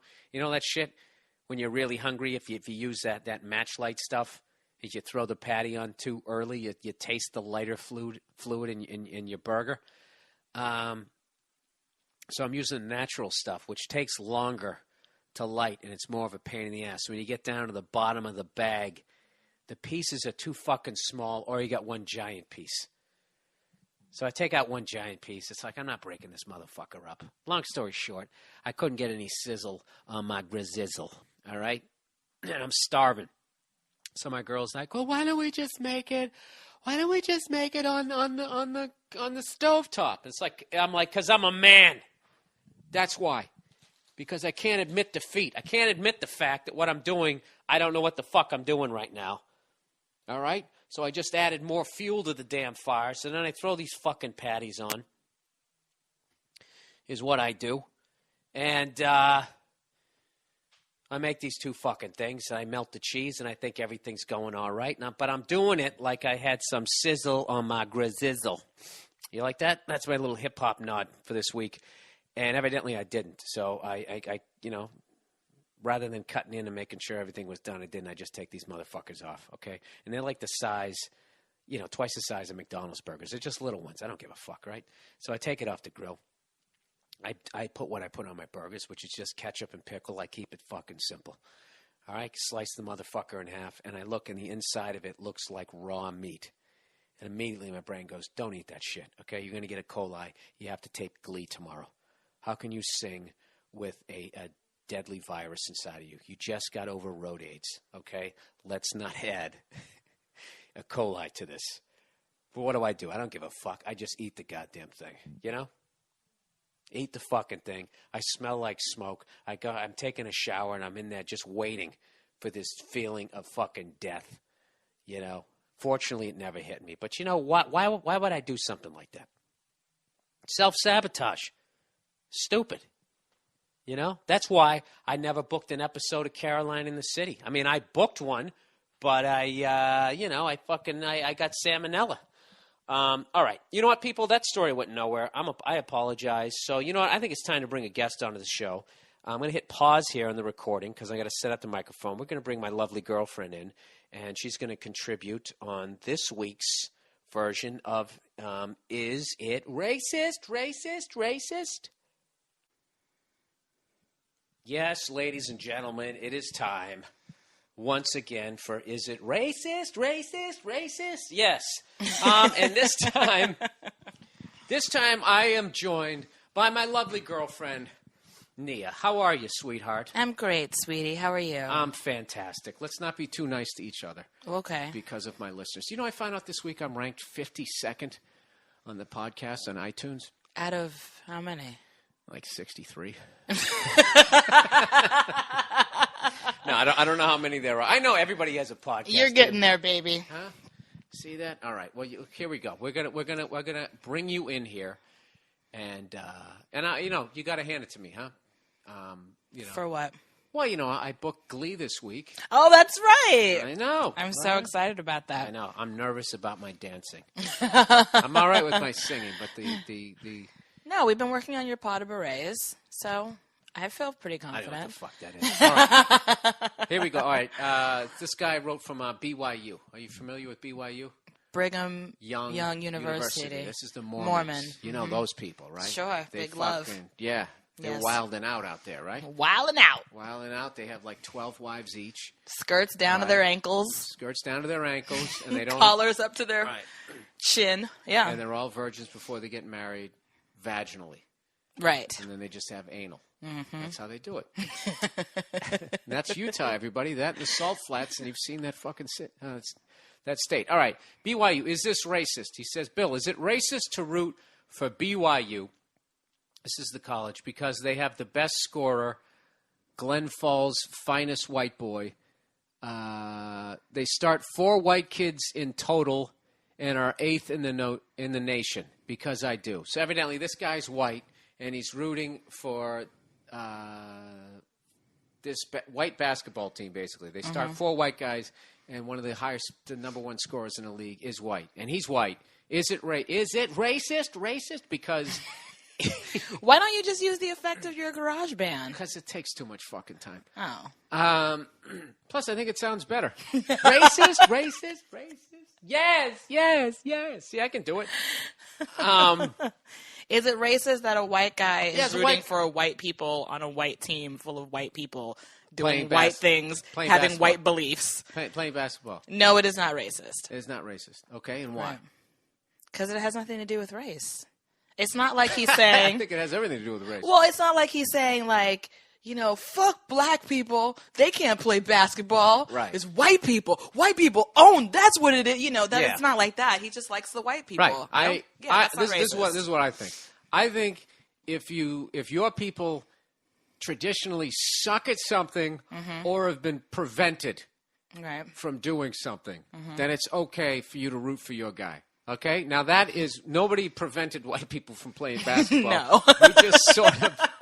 we just sort of sucked at it for a while I don't understand why because we can't he jump. No. I don't understand why he thinks that would even be in the racist category. Because we get in trouble for everything.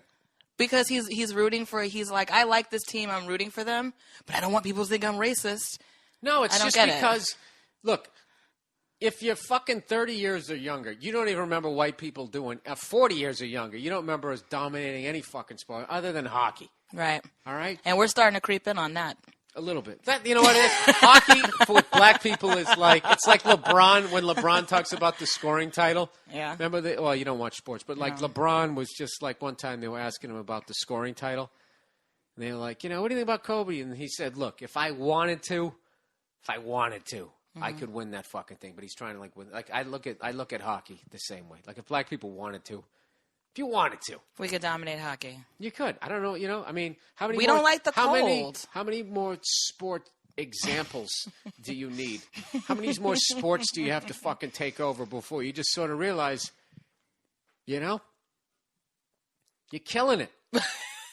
Yeah. No, that is not racist. Yeah, I So, don't think it's racist either because No. we've been getting dunked on for fucking, yeah. if he wants to root for white people, that's not racist. Yeah. Okay. All right. So there we go. That's the first one. All right. Next one. This is a good one here. Racism or ethnist. Did I fucking No, it's not. copy a word. that? Ethnicism. That's not. What? Look, I did this after the Super Bowl. I got E. coli and I'm recovering from road AIDS here. All right. Bill, been listening to your recent podcast about racism and had a few questions pop in my head. Why do they call your background your ethnicity? Example, Spanish, African, American, Chinese. But why, when we tease someone's ethnicity, it's called racism? Maybe it should be called ethnist or ethnicism. I don't know. What he's basically saying there is why, if you go, I don't like those German motherfuckers, why would that be considered racist? And shouldn't that would be more of an ethnic thing?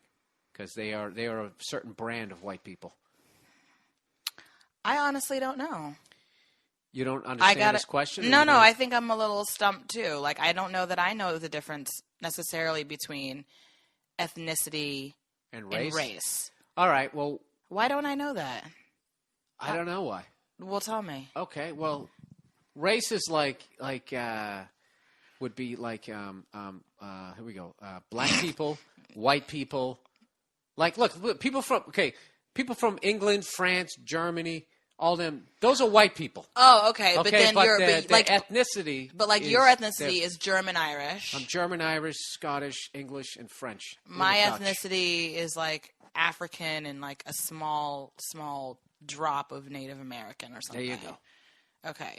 So what was But his question? your race is black. Like, Right. I guess basically, or African American, whatever the fuck you fill out Right. on Okay. the thing. So, what is his I guess he's question? saying a lot of times that I don't know what the fuck he's saying. I think he's saying like if someone like was given shit about Irish people, they say it's racist or something like that, and it's more like an example of you're making fun of the ethnicity. Got it. You know, because you're not trashing all white people.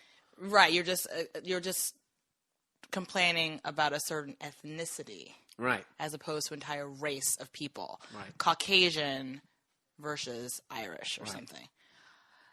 I don't fucking know why they do Jesus that. Christ, I'm trying to get some fire on this topic. Well, he's not. You know what it is, Nia? You're too fucking honest. You're disagreeing with all of this shit. I'm not agreeing with it. I don't know why it's called that either. Well, you thought my older Asian game that I play, you said that was racist, right? It is. How is that racist? Not the old part. That's ageist.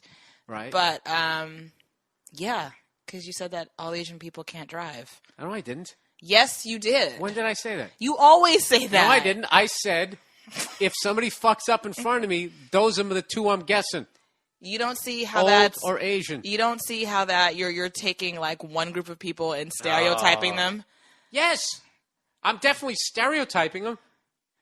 Oh, I see. But what you're saying is that you're not like, I'm not saying Asians are bad people. Yeah. I'm just saying that they can't drive. So you're stereotyping. No. So I'm in the just question, saying so that in if the somebody question, makes a fucking U-turn on a highway, if it's not an 85-year-old guy, if you had to take your life savings, I'm not even saying it's going to be an Asian guy. But if you had to bet, right? And if your life was on the fucking line, telling you, I know. So the question. What you would bet. in the grand question of is Bill Burr racist against Asians, I would say no, but he does stereotype them really, really badly. Yeah.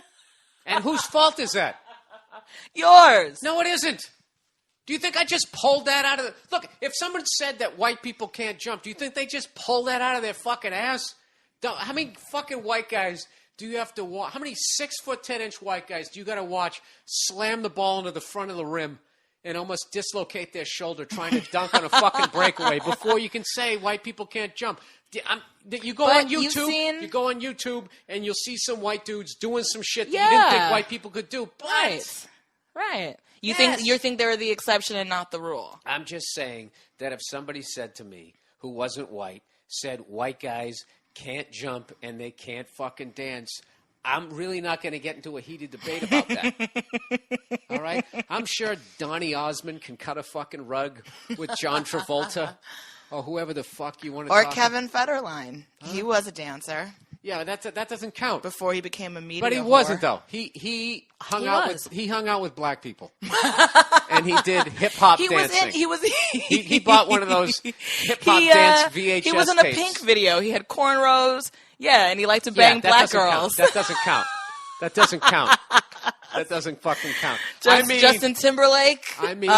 Stole Michael Jackson's voice and all the shit that Michael Jackson actually stole from mimes and hip hop dancers. And James Brown. And James Brown. There you go. I don't fucking know. I'm just talking shit in here. All right. Well, I see the distinction, but Yeah. it's still wrong. What is wrong? It's wrong of you to stereotype Asian people. Yeah, I'm not fucking hurting anybody. It started off. Bill! It started off. It was a joke in the fucking car. I know that, And but you this is the thing. realize This is the thing that you're- don't this is the stand thing. up, I'm sit standing up down and I'm right pointing at now. you. I'm Put that standing up and unless I'm you're going to pointing at you. use that finger, I suggest you put it away. Oh shit! Shit, that's from like second grade. Why do you have on boots right now? It's really annoying. Why are you in your underwear? You want to talk shit? Because it's fucking 10 o'clock at night and I'm in my own goddamn bedroom. If you were going outside, that would make sense. You're wearing tidy whities, but they're black.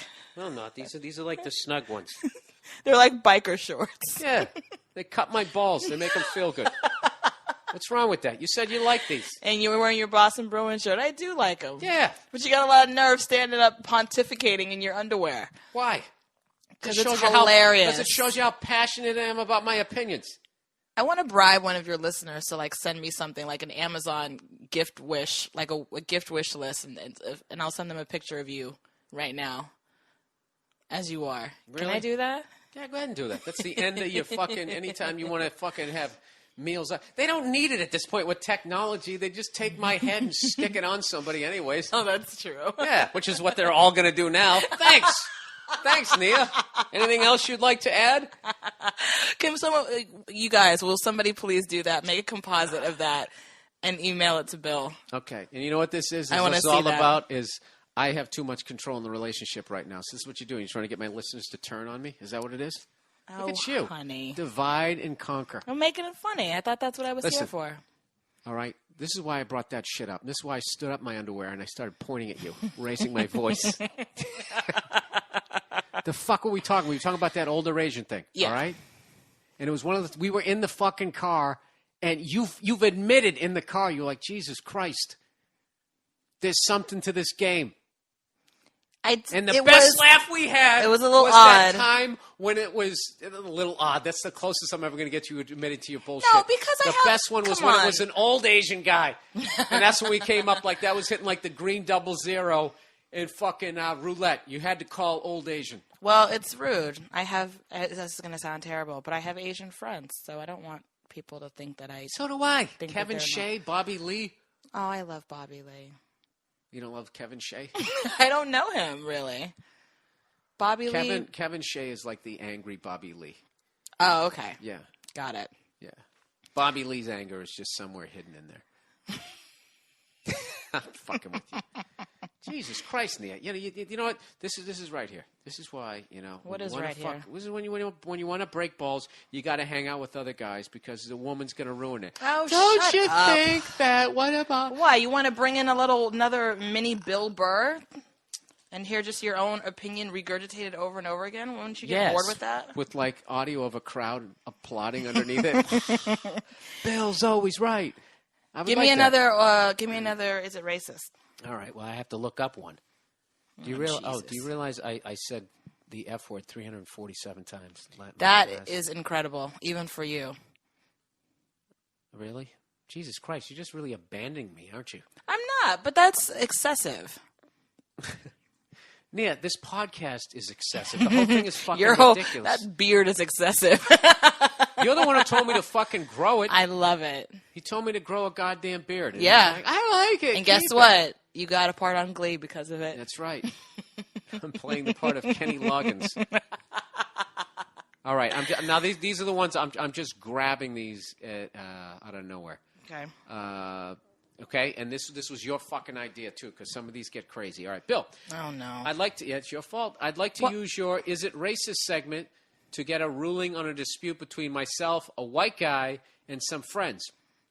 The issue involves the issue in question revolves around a particular Halloween costume of mine a few years back. You chose this one, Nia. Here we go.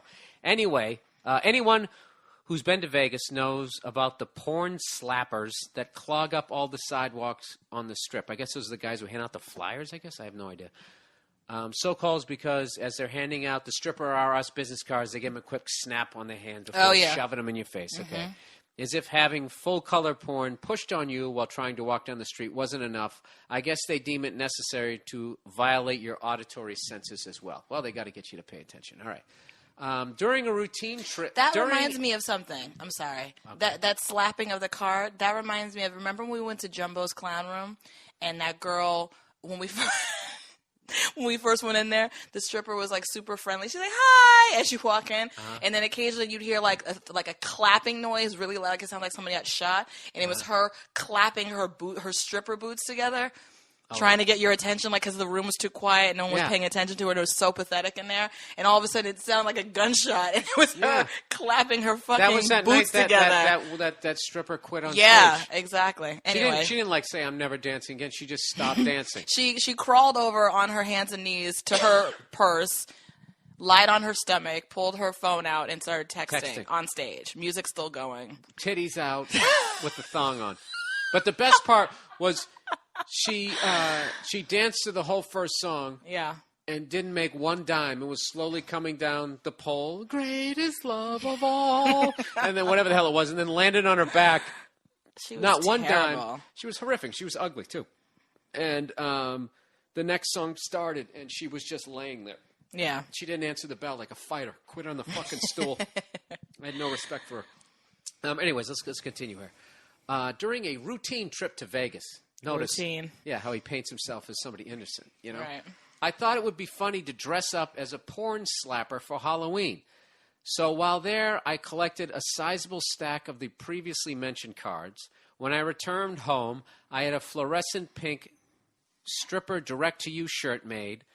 Had it made up and assembled with other components to create what I consider to be an authentic reproduction. Is this going to end with him in blackface? It's going to end with him in Mexican face or whatever, because that's all the guys seem to be like Hispanic handing those out. Okay. I know where this is going. Here's when the train went off the tracks and it claimed that the costume became racist. Right. My completed costume consisted of a straw cowboy hat, short black wig, brown facial makeup, a large mustache, the stripper direct shirt, some navy dickies, and tennis shoes. Basically, if Pancho Villa had to get a second job to pick up a little cash on the side, that's what I ended up looking like. Now, did any of my so-called white friends mention that this costume might be racist during the construction phase? Are they so-called white or are they so-called friends? So-called white friends. Of course not. They didn't say, basically, so his white friends didn't say shit. But the second I'm out on Halloween night, suddenly I'm surrounded by spokespeople for the Anti-Defamation League. Dude, where the fuck did you do this? My stance on all this was, yes, that the costume was probably racially insensitive, but it was not done to be malicious. I was just shooting for authenticity, and therefore it wasn't racist. My friends claim that it was blatantly racist. The friends who didn't say shit, who are now trying to step away. The so-called white friends. Yeah. So-called white friends. Can I please get your opinion on this? All right. Here's my question. Did he have to... Like, he could have done that entire costume without the... Let's say brown face. Without the brown face. All right. And people would have gotten it because he'd be handing out those things. And people would be like, oh, because everyone's gone to Vegas. Everyone's seen those. Right. I went to Vegas. I brought you back a stack of those fucking cards because I thought it was funny. Okay. So people would have gotten it. So it does seem a little excessive to add the brown face when it's really unnecessary. This is one of these things. So he's dipping his toe in the racist pond. I do not think that this person is a racist human being. I don't think he's like he thinks Mexican people are bad. I shouldn't even say Mexican. They could be Peruvian, whatever.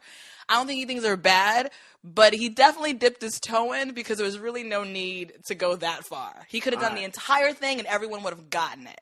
All right, this is what I say. He didn't need brown face. This is what I say. I say this isn't racist. I say what he's guilty of is not knowing that he was going to be called a racist. Because if every fucking dude handing those things out that weekend was Mexican and looked like that, and he went all out to try to look like that, all he's guilty of is having a fucking kick-ass costume. All right? And if the Wayans brothers can make white chicks, that fucking horrific horror that I fucking saw. I'm not saying I didn't see the movie, but I just looked. It was so fucking weird. That just got too transvestite for me. When he took his foot out and had it on the table, it just really was fucking disgusting. I didn't understand how we're supposed to believe that everyone in the movie doesn't realize that it's black people in whiteface because it's so obvious to me. I'm like, do these people really believe that this is an actual white person? Like they're talking to other white people. Like it doesn't look weird to them. And this is my thing. If you can fucking do that, okay. Which I get the rules are fucking different because all the bullshit that's happened. Sure. So that's one of those things where he's guilty of, like a white person who doesn't mean anything bad but says you people or you guys. Right. And then has to be like, well, I didn't know. I didn't fucking know. So I wouldn't say that. That's not racist. It's just, but your friends are fucking sellouts. Who I think they did it on purpose. I think they were like, oh, this is going to be good. Oh, if they did it on purpose? I think they wanted him to get called out. If they did it on purpose, then that's fucking funny. I don't think... I think it was a little unnecessary to add that. I don't think he needed that for the costume. This is what I would say. In a perfect world, he had a great costume. But because of all the shit that we've done, that's just one of those extra, because of all the extra perks you get from being fucking white, like you should have seen the gift bag I got when I was born. It was fucking ridiculous. Yeah, it was. It was like a bag full of cash. Oh yeah, USA Today subscription for life. Yeah, your college was automatically paid for. You had a job set up. Oh yeah, white people we just bitch because that's actually if I could tell you honestly how difficult it is being white. That's what I want. I want to know though why. I'd be curious to know why he felt like he had to add that to it. He did maybe he didn't feel like the costume was like clear enough. He's like, I got everything. You know what this needs? I need to be a brown face. He could have even just left the mustache and not what the if brown you're going face. as a specific guy like Billy Crystal? When he used to do Sammy Davis Jr. on SNL, he was not only in blackface, he was in black body, black everything. He went. I mean, obviously not underneath, but like he somehow got away with it because he was doing a specific guy. Like, how does that work? But then Ted Danson comes out and does a roast. I mean, I'm really going far back here, which allegedly everything goes. Did you see on 30 Rock when they had one of the characters in blackface? They had I don't watch shows. They had the girl that plays Jenna, Jane Krakowski. It was really funny, and in the context, it made complete sense, and it wasn't like. All right. Well, but anyway, let me read one more here, and then we're going to let you go here. Another stunning performance here, dear Bill. After listening, how much better am I getting at reading out loud? You know what it is I do now? I'm getting way better at this. You're like a little kid. I am. What I do is when I start to sound it out. No, take your time. When I start to lose control of the sentence, I just make up whatever they're talking about. After listening to all the racist stories from the last two podcasts, I really like your comedy, Bill. I have one. Did they really say that? No. Okay. I have one. I have one to share that I have always felt I lost. All right. Back in the 10th grade, I had a friend named Robbie. He happened to be one of the 5 black people in my high school. Oh, Jesus. Here we go. I knew him for a few years, and we had a few classes together. We both took some sort of technical drawing classes and sat next to each other. After we became sort of friends, he thought it was okay to call me cracker, honky, etc. This must have been the 70s if he broke out honky. I'm pretty sure he stopped calling me by my real name and only by my racial slurs after a while. Seeing how I'm white and I'm pretty laid back, I didn't give a fuck about what he called me. Yeah, I mean, at that point, if every president was white at that point, you don't give a shit. It doesn't carry as much water. So anyways, after about 2 weeks of being bombarded with racial slurs, see, I don't even consider those racial slurs. I just consider those, I don't consider those nicknames? Racial slurs. Yeah. Hey, white boy. That doesn't bug me. Hey, fucking black guy. Yeah, it doesn't bother me. I don't give a shit. Hey, black guy. Yeah. Anyways, after about 2 weeks of being bombarded with racial slurs, I figured I would say it. Oh no. Well, okay. Fuck him. He All right. started it. No, yeah. Yes, you know what it means. I figured that by saying it would all be in good fun, and we would have a good laugh, and it would be over. Oh, I hope he buried it in the middle of a sentence. That's the only way. If he needs a lot of words surrounding it, and he better not have said it with the R. Here we go. So one day, a great opportunity came along when I walked in the room, and Robbie said, "What's up, my cracker?" In my head, I was telling myself to let her rip. That's so close to get her done. This isn't going to end good. So while I'm doing some sort of stupid handshake, I replied to Robbie saying, "What's up, my N-word?" Instantly, without hesitation, Robbie's ancestral tribal warrior spirit kicked in. Next thing I knew, I was being manhandled by a black kid that was much bigger than me. The scuffle didn't last long, and nobody got hurt. He said, "What's up, my crack?" And then you said, "What's up, my N-word?" And that kind of seemed like comedically that would flow. Yeah, and it would be like funny. And Yeah. everyone would be like, everyone in school would be kind of like, wow, like they have that kind of relationship that they can go back and forth like that. Well, his Actually friend... sounds like a really bad sitcom. It does. All right, let's finish here. Here we go. After the fight, we got into a twisted debate on how I was somehow wrong for what I said, and that Robbie wasn't. It was some complete bullshit, like a bunch of pussies afraid of appearing racist. None of the other white kids in my class had my back. To this day, it still amazes me how sensitive people are when it comes to racist shit. Robbie could clearly dish it out, but he couldn't handle any heat directed toward him. I didn't give a shit what he called me, but shit, right there, I should have made up some shit. I didn't give a shit what he called me because I knew he was just joking around. When I started to joke around with him, he flipped out. We still remained friends throughout high school. To this day, I feel as if I didn't do anything wrong, but I still feel as if I lost the argument. What do you think? I think that's one of those things where maybe it was because there was too many other white people around. But it was one of those things where he should have got at least 2 minutes for instigating on that run. You know, both get 5 minutes for fighting. One gets 2 minutes for instigating. Because I could see where if they were in private, they might have said that to each other and laughed. But if there's other people around, then his friend feels like embarrassed and humiliated and like, oh, you're letting this guy say whatever you want. And so, you know, but this kind of like reminds me of when black people say that we shouldn't be so casual about the N-word because it makes white people think that you guys can just say it to us because we say it to each other all the time. That's not even you guys say it to each other all the time. I don't see what the big deal is.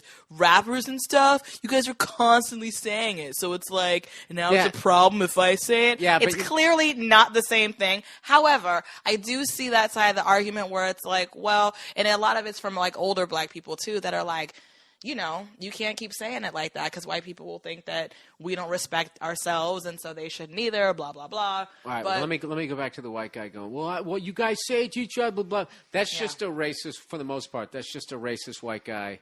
Acting as rationalize saying the N-word. No, not trying to rationalize, trying to get away with it. Yeah. No. Okay, so I would say pretty much that's what that is. I never... I don't think his friend should have opened the door to use that kind of language, and I think his friend was kind of enjoying the fact that he could call him cracker and honky. I think he liked that he could just say that to him, and it might have been like some sort of subconscious, like, yeah, see, I can say whatever I want. You can't say shit to me. And then when he did, it was like, no, you can't, which isn't exactly fair. Well, it depends on how he said it. If he went a little high-pitched and tried to say it, like, funny, I think he could have done My it. nigga! Like that? Like, what's his face? Do your impression of the P90X P90X? guy. What does he say? How does he always greet the black guy on it? He'll just say, say the white people first. He'll be like, hey, Sharon. He goes, hey, how you doing, Billy? How's it going, Tommy? Looking good. How you doing, Nathan, my brother? Yeah. That's so fucking bad. That's just embarrassing. Speaking of embarrassing, I asked last week who was the last white guy to win an NFL rushing title, and I actually got 2 interesting answers. Okay, the last time a white guy won it for the conference, Mark Van Egan won it for the AFC in 1977, but Walter Payton won the overall rushing title, and Jim Otis won it in 1975. That doesn't sound like a white guy name, does it? Jim Otis. You can go either way with that one. Yeah, Otis Anderson. For the St. Louis Cardinals, he won it, and I think O.J. Simpson won it that year. Speaking of white people. I didn't know what he meant by that. I don't know either, but it was still funny. I was just picturing the woman he fucking oh my God, that just married brought to. back when that verdict was read. And we were watching it in high school, and I went to, pretty much an all-white high school. There was definitely some black people there, but not as many as the white people. So were you guys like high-fiving as every other white person fainted? It was weird. Yeah, it was a weird thing because it's like, we were watching it in class, when we should have been learning, but we're watching it in class, and then so the verdict and you can feel them wanting to celebrate, wanting to be like, no, and then them looking at me and, looking at maybe the other one other black person.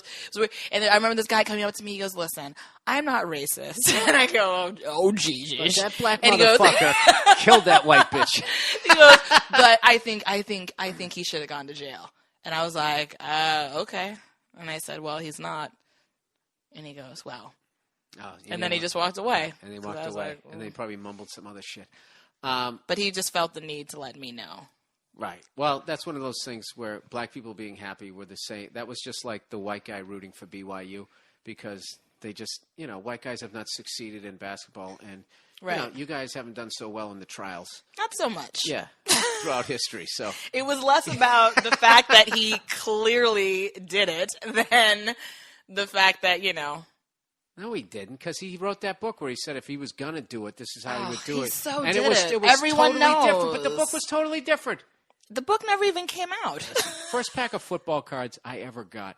O.J. Simpson was the first one, and I fucking loved the guy. And he betrayed you guys more than he betrayed us. Look, which is the ultimate irony.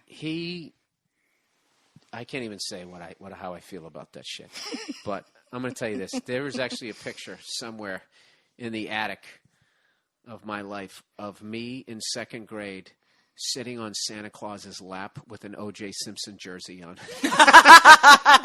That says it all. Yep, and a sticker on my hand because I had a good day at school or some shit. I don't know. Oh, I just remembered another example of innocent blackface. Well, let me finish the rushing title. And the last white guy to overall win a rushing title, like no bullshit, was 1962 Jim Taylor for the Green Bay Packers.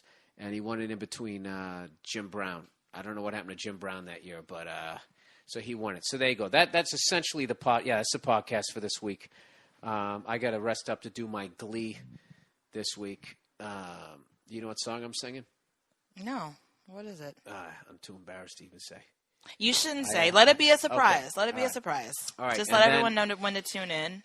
And, It's Glee on the Glee Network. And what's your last thing before I sign off here? Because I got to upload this shit. No, I just wanted to talk about really quickly. I had a boyfriend in college, and he. Okay, Nia. Thanks for coming on the podcast. No, wait. We had a great time. Hey, listen, I do have a couple more topics. I don't even have your fucking boyfriend in college. It has nothing to do with our relationship. It's when he was a little kid. Shut up. And he was dressed as a hobo for Halloween. He was white, by the way. And he put dirt on it. He wanted to put, brown makeup on his face to look like dirt, so he'd look like a dirty hobo. And it looked like he was wearing blackface. Oh, he went all so out. People were like, do you think all black people are homeless? And he was like, I just want to be dirty. So it was Which made it even innocent, worse. But it was hilarious. Oh, Jesus. It's a funny story. It really isn't. No, because the fact that he told you that story, I can see how far into the relationship you are, which means other things were going on, which I really didn't need to know. All right, here's one. Best teacher ever. Listen to this guy. I got this from a teacher. Where the fuck was this guy when I was in high school? Hey, Bill, first of all, love your podcast and your stand-up. Thank you. The reason why I'm writing to you is I'm a math teacher and I have a student who's a class clown. I really think he has the potential to be a great stand-up comedian, and I want to suggest that to him as a potential future for him. I don't think that academics is really his thing. What would be some good things / advice to show / tell him? Right? Rather than being the asshole teacher and be like, you sit there and shut your fucking mouth and make him clap the erasers or whatever the fuck these kids do nowadays. This guy's actually wrote the guy back. I said what I always say, write 5 minutes of shit you think's funny, sign up for an open mic. When they call your name, go up on stage. And there you go. Don't judge yourself the first 10 to 15 times you do it. 10 times, I would say. That's all about being like, wow, I'm holding a microphone. I'm really doing that. They really do have brick walls behind me as you're trying to remember your shit. But after 10 times, then you start getting a feel for it.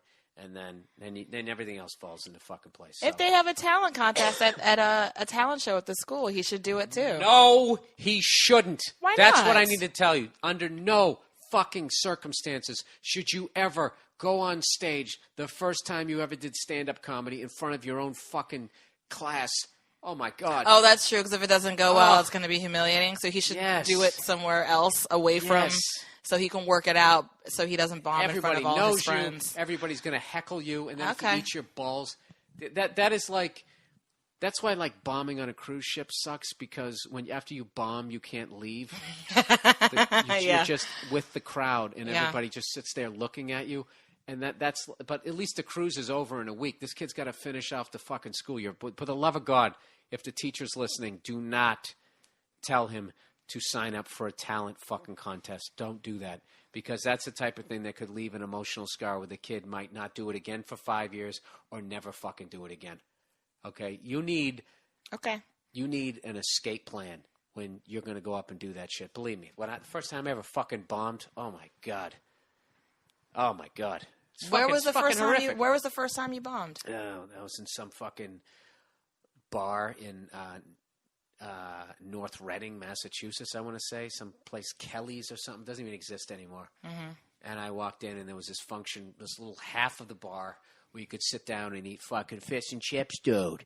And there was like nobody there other than other comedians, and then like 3 fucking people who came to see another comedian. And then up at the bar were just guys drinking, like 5 people spread out amongst 15 chairs. You're eating your balls. Right. And I didn't know how to handle it. And I went up there and I just bombed and said I was supposed to do 5 minutes. I bailed like 2 minutes in and said on the mic. Oh, I told you that. Yeah, I remember this story. I said to the host, Jack, I go, Jack, I'm bailing. And all the comics went, and then I felt like a fucking pussy. And all I wanted to do was just walk off stage, get in my car and drive home. But I was so humiliated. I sat in the first fucking chair that was open, which was like 2 rows in, and just sat there with my head down, wanting to leave the whole time, and sat there throughout the rest of the fucking open mic like a scolded child. And then I drove home. And cried. Classic German-Irish. Rather than dealing with the emotion, I kept trying to put it outside of my body, and it was just hanging in my car the whole fucking... It was horrific. I can't imagine doing that and then doing it in front of your entire fucking class. It was horrific. Okay, so that was bad. My bad. Yeah, bad advice. All right, YouTube fucking videos of the week.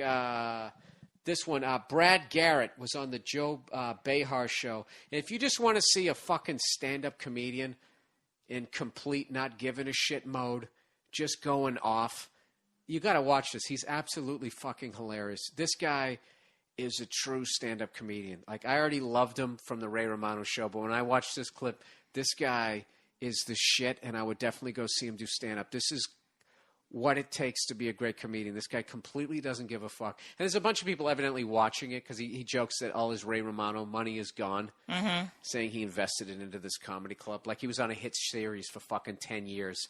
Right. Like 10 years of syndicated money. That's how much it takes to open a fucking room in Vegas when you're a name. He's clearly joking, but people are like, is he broke? Is he doing heroin? Heroin? No, what's great is he just...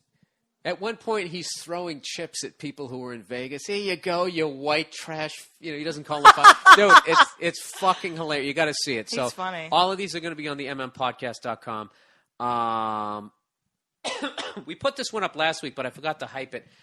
Insane Robot Movie. You got to see this thing. It's just a clip from a fucking great movie. And also the greatest wrestling clip I've ever seen in my life. Nia says oh my God. she wants her 5 minutes of her life back. This is the greatest thing I've ever seen in my life. The name of the video is The Most Illegal Thing I've Seen in Wrestling History. You have to watch it. It's fucking awesome. And quick, overrated, underrated. Overrated. The Black Eyed Peas. The Black Eyed Peas are terrible. I'm pissed. I watched that halftime bullshit at the Super Bowl, even on mute, with the promise that it was going to be something I didn't want to miss. They suck, and that noise they call music is the worst crap ever. I walk out. I never watch the halftime shows. They're fucking horrific. They were very different before Fergie showed up, and I'll just leave it at that. Okay. And if you know them, you know that what I'm saying is true. Yeah, so. you're blaming the white girl. Okay. Is it racist? Racist? Car sex. Underrated. Is often unappreciated. LOL. There's nothing like pulling over on the side of a busy interstate and getting it on. That's what he says. Or stumbling out of a bar with some random chick you bought a few drinks for and convinced her to leave with you. Going to a car and not even making out of the parking lot. It's just, and banging, basically. It's just plain awesome.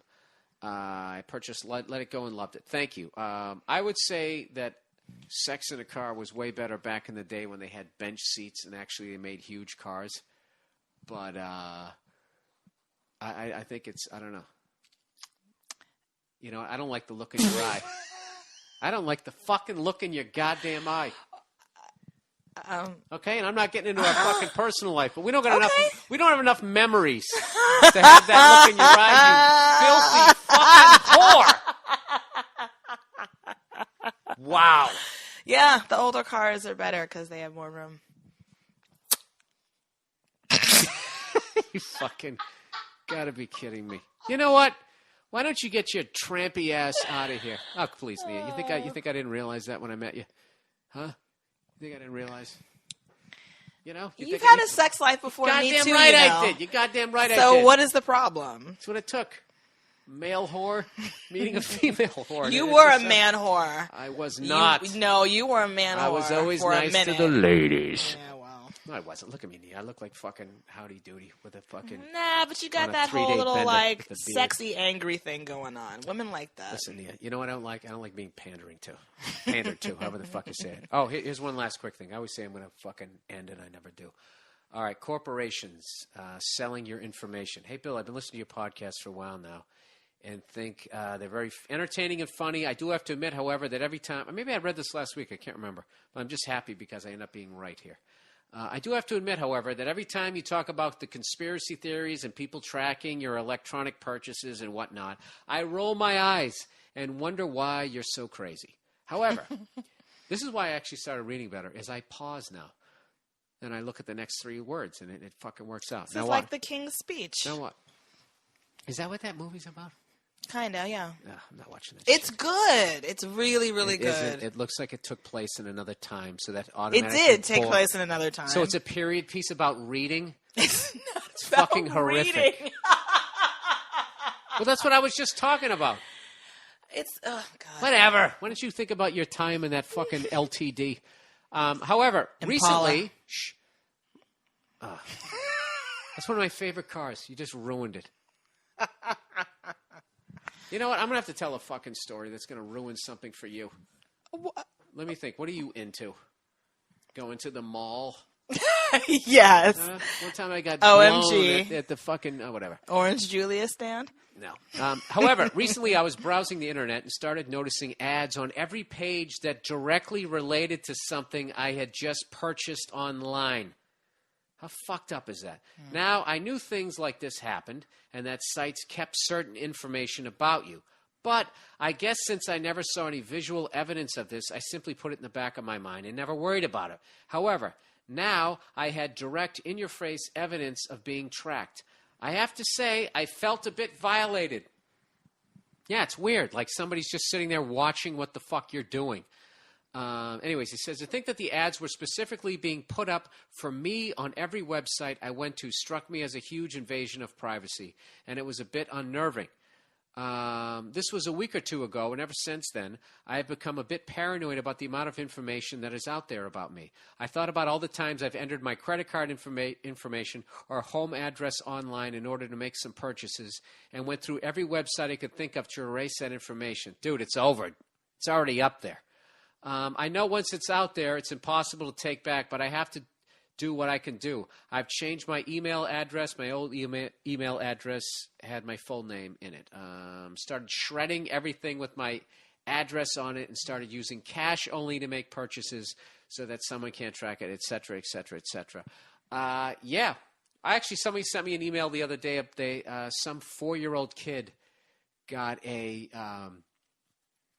what do you call it? A credit card application, yeah, from American Express. And weren't we talking about how if you use Gmail, if you're having an email conversation with somebody and you mention something like, oh, yeah, I'll meet you after I go to the spa, next thing you know, there's all these ads for spa stuff. Like Google reads your email. It picks up on key phrases and then just automatically pops up ads around it that you could that correlate to the email that you just sent. No, but for some reason you're looking at an email like it's illegal for you to read my mail. Right. It's the old school shit. Right, but somehow online they can just look at that because it's just, it's creepy. Now, this is what morons are going to say. Like, dude, I mean, it's just a computer program that's just picking up certain words. Like this is how you gradually work your way to having a microchip in your forehead, is they just incrementally take away what they used to not be able to do. Mm-hmm. And then what happens is people die off. Mm-hmm. And then the new standard is where this new generation was born. It's like being taken off the gold standard, where cash used to represent gold. You brought your gold and silver was heavy, it was dangerous, and it was a pain in the ass to carry around. So banks were like, well, bring the shit into us. We'll give you these pieces of paper, cash, that represent the gold. You give us $20 in gold, we'll give you a $20 bill. And anytime you want, you can come back down and fucking, get you $20 in gold. Mm-hmm. And after a while, we just kept using the piece of paper. People forgot about the gold. The fuckers who brought the gold in died. They took us off the gold standard. Now you can't claim it. What happened to all that gold and silver? Those fucking cunts, they kept it. They kept the shit. So that's what I'm saying about all this other stuff, is like all this stuff that you used to not be able to do. Like, there's people being born now will not remember a time when people couldn't just, when the government couldn't listen to and record every phone conversation you ever fucking had. Mm-hmm. And I don't know, people get like, I don't know, this is the type of shit, if you talk about it, people think you're fucking paranoid. Well, it's also like, the stuff that you put on like Facebook and stuff. You know what? Like, I don't becomes care, theirs. Nia. I don't care. I'm just picturing you in a goddamn car with your fucking hot-ass feet up against the fucking window. All right? This podcast is too goddamn long at this point. Oh. I already did like another 25 minutes other than this. This was like an hour and 15 minutes. You can cut off that part if you want. Which part? The part where we're talking about the stuff with the cars. Why? It's probably the fucking best part of the podcast at this point. All right? See? Look, you got. That's what I'm here for. No, it's give and take. In comedy, somebody's got to get hurt. This week it was me. Right? Next time, is it going to be me? No, I wouldn't do that because I got to fucking live with you. Yeah. Well. I got to live with you. Well, that's it. Listen, I have to rest up my voice because I'm singing Macho Man in my fucking underwear tomorrow on Glee. That's it. Thanks for listening to the podcast this week, and thanks to each and every one of you out there for making it number 52 on the podcast. Keep reaching for the stars, That's Bill. right. That's right. I don't give a fuck. That's it. You guys have a good weekend. Congratulations to Green Bay. My condolences to Pittsburgh, and everybody go fuck yourselves. All right, see you.